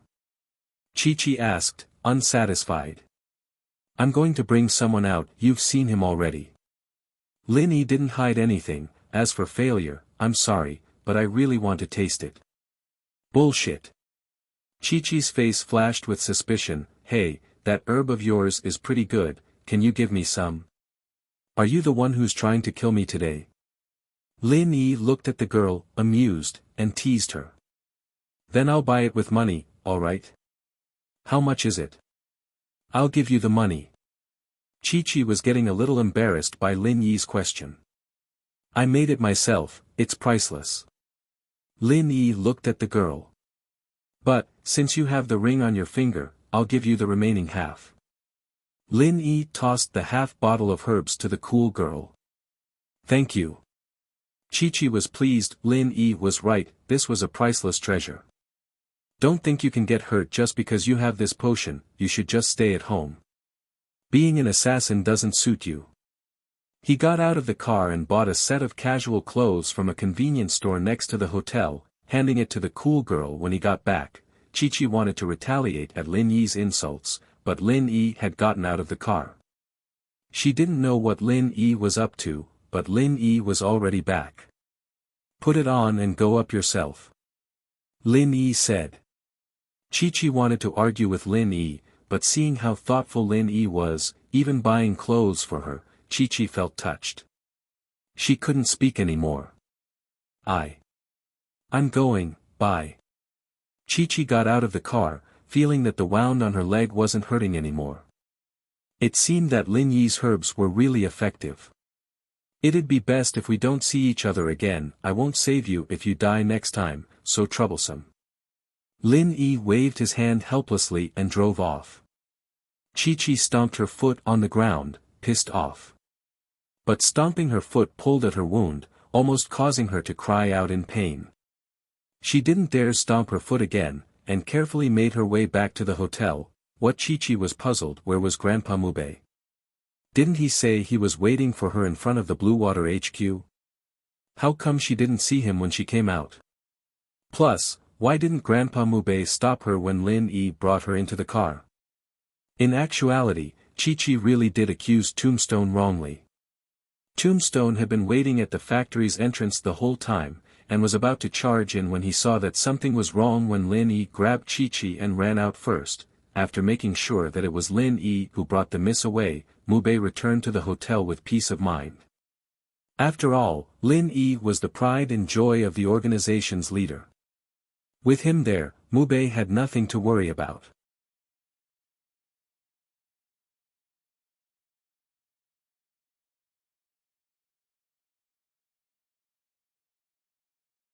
Chapter 331.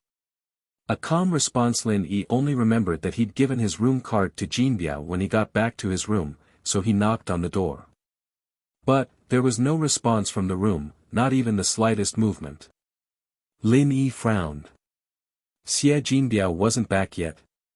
Or was he taken away? "Jinbiao." Lin Yi called out. "Bro." This time, there was some movement in the room. Then, the door opened, revealing Xie Jinbiao's pale and thin face. The lights in the room weren't even turned on. It was completely dark. Why didn't you turn on the lights? Lin Yi walked in and closed the door behind him. I didn't dare. Someone knocked on the door, I think it was a waiter, but I didn't dare make a sound or turn on the light. I was scared that the blue water would find me and kill me. Jinbiao said weakly. Bro, you're strong, you're not afraid of them, but I'm not. I can't fight them, I'd die if I saw them. So for safety's sake, I pretended that there was no one in the room, just air. Lin Yi was speechless. As powerful as the blue water were in this city, there was no reason for them to search hotel after hotel, room after room. They wouldn't have anything else to do if they did that. Pack up, we're leaving now. Lin Yi wasn't in the mood to stay any longer now that his business was done. Faubert had booked a ticket for tonight, though he could always change it if he couldn't finish the mission tonight. Faubert booked 2 return tickets, one for Lin Yi and the other under Jinbiao's name. Guanghua, on the other hand, was quite thorough in his preparations. He guessed that his son didn't have his ID on him, so he made a new one for Lin Yi. Jinbiao had already showered, but his clothes were a little dirty. He didn't need to prepare much, so he went downstairs with Lin Yi. Jinbiao got into the car from the back while Lin Yi checked out at the front desk. A couple of Blue Water members barged into the lobby just as they were checking out, barking at the front desk. Have you seen 2 Blue Water members with an injured woman in black? No, no. The waiter was shocked and quickly replied. Lin Yi wasn't afraid of them, however. Lin Yi's hat was pulled down really low back at the repair shop, so they couldn't have seen his face at all. They probably didn't even notice that the girl was an Asian, let alone himself. Lin Yi acted a little scared as he turned to the waiter. Give me the deposit first. I'm leaving. The waitress returned the deposit and ID to Lin Yi, who took them and ran off without a backward glance. The Blue Water members who'd rushed and looked at Lin Yi with disdain. Coward. The other Blue Water members laughed as well. Let's go. Let's go check out the next hotel. Fuck, I don't know who sent an assassin to kill the leader of Charlton. But we're the second leader's men, it's better if he's dead.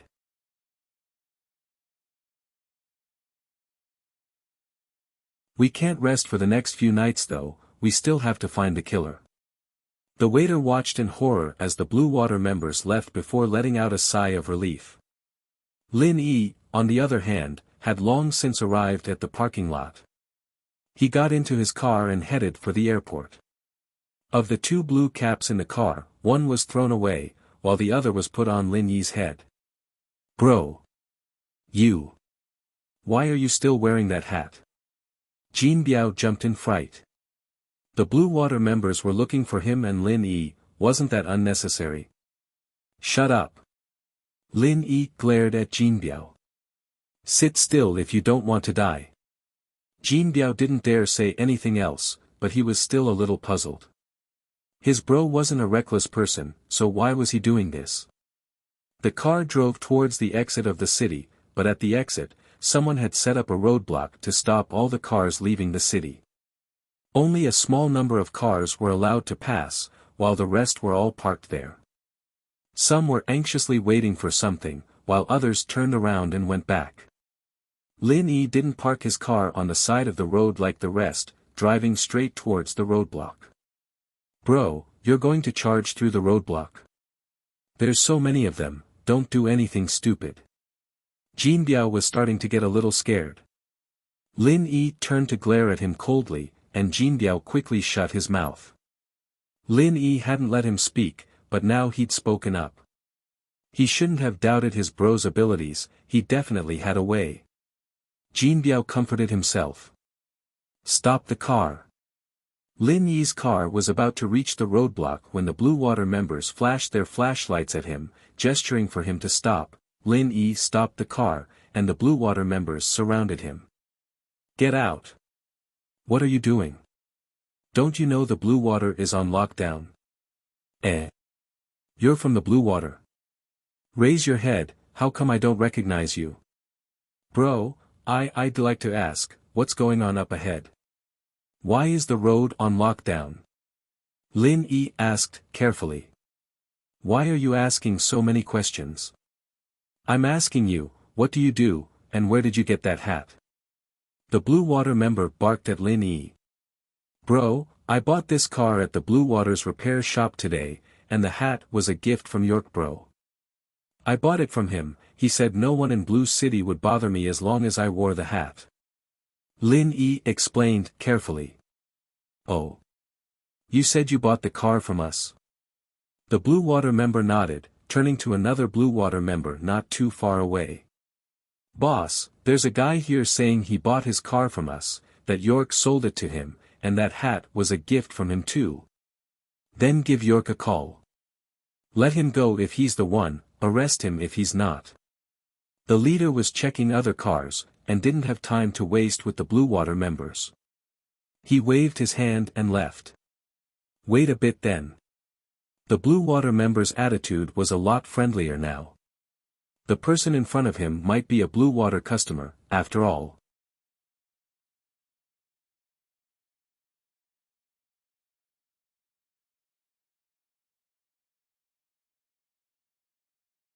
Chapter 332.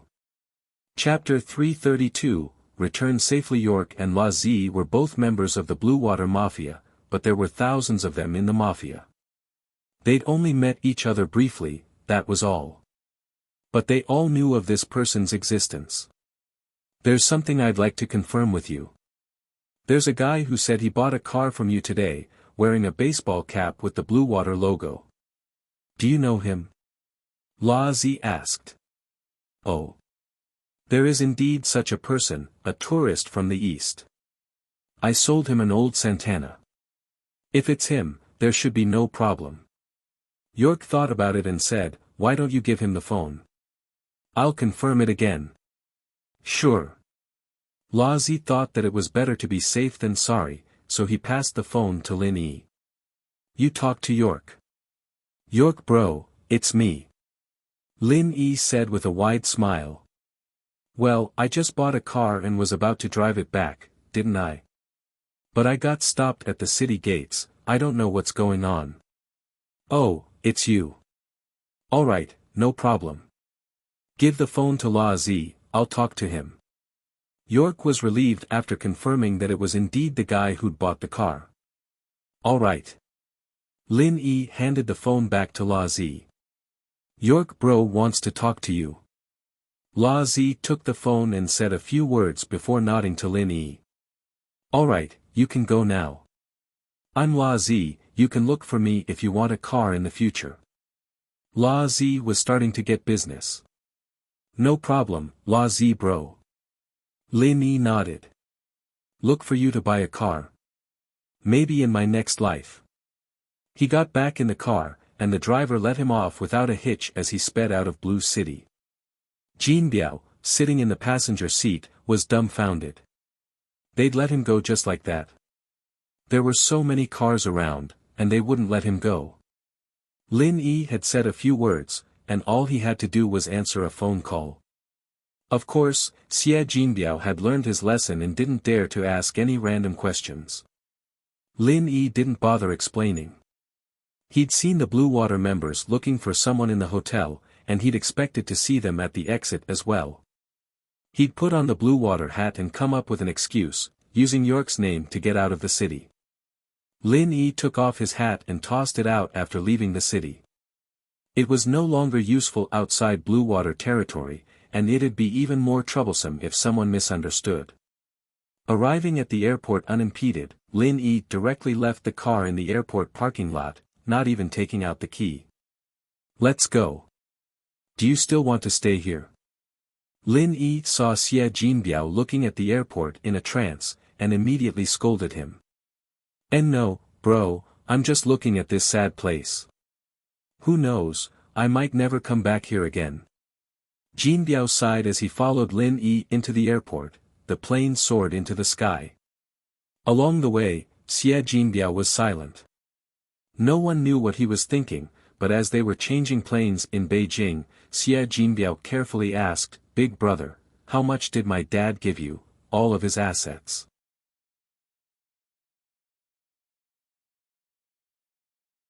Lin Yi replied faintly. "He'll be left with nothing after you go back." "Oh." Jinbiao nodded. He was a bit depressed, but didn't say anything. As far as he was concerned, the price was very reasonable. Lin Yi's skills were worth the price. His entire family's assets didn't even add up to $100 million USD, so he'd gotten the better end of the deal. Otherwise, his father would be in a lot of debt. Jinbiao's attitude surprised Lin Yi. He didn't cry or make a fuss, and he seemed to have accepted the fact. Did this guy learn? In fact, after this thrilling experience, Jinbiao also figured out some things. When he had money, he was a rich kid, but when he had no money, he was nothing. The plane landed safely on the ground, and they were home.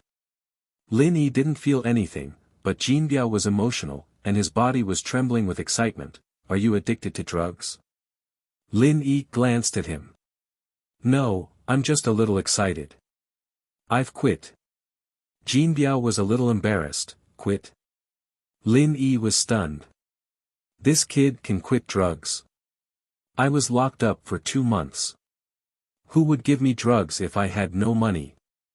"It was quite uncomfortable at first, but I got over it later." Jinbiao explained with some embarrassment. Lin Yi nodded and didn't say anything. In a situation like Jinbiao's, it was possible for him to quit drugs completely, but he was afraid that he'd be addicted to drugs again in the future. However, this wasn't Lin Yi's responsibility. Lin Yi brought him back, so he fulfilled his promise. At the airport, Faubert's car didn't come to pick them up. Lin Yi didn't tell him the exact time of his return. The ticket could be changed, so the time of his return depended on whether Lin Yi's mission was successful or not. After leaving the airport, Lin Yi flagged down a taxi and got in with Jinbiao. "Go to Qianhua Waterfront District," Lin Yi ordered the taxi driver. "Okay." The taxi driver nodded and started the car. It was a little strange. Lin Yi was wearing ordinary clothes, but the kid in the back looked like he escaped from a refugee camp. His clothes were tattered, and he was skinny like a heavy smoker. These two people are going to Qianhua Waterfront. That's where the rich live. He didn't ask anything. After all, he was the one collecting the fare. Who cared what they were doing there? Jinbiao hadn't been back in China for a few years. His eyes were filled with excitement as he looked at the streets of Songshan. He was even more excited now that he was almost home. Lin Yi paid the fare and got off the car with Jinbiao, walking towards Area F. Guanhua hadn't been to the company for the past 2 days. He'd said that he had a bad cold and was resting at home. This made Gubang, who'd been ready to make things difficult for Pengzhan, very troubled. Why did Xie Guanhua fall sick at this critical moment when the board meeting was about to be held? Gubang went to Guanhua's villa to visit him once, but Guanhua looked really haggard.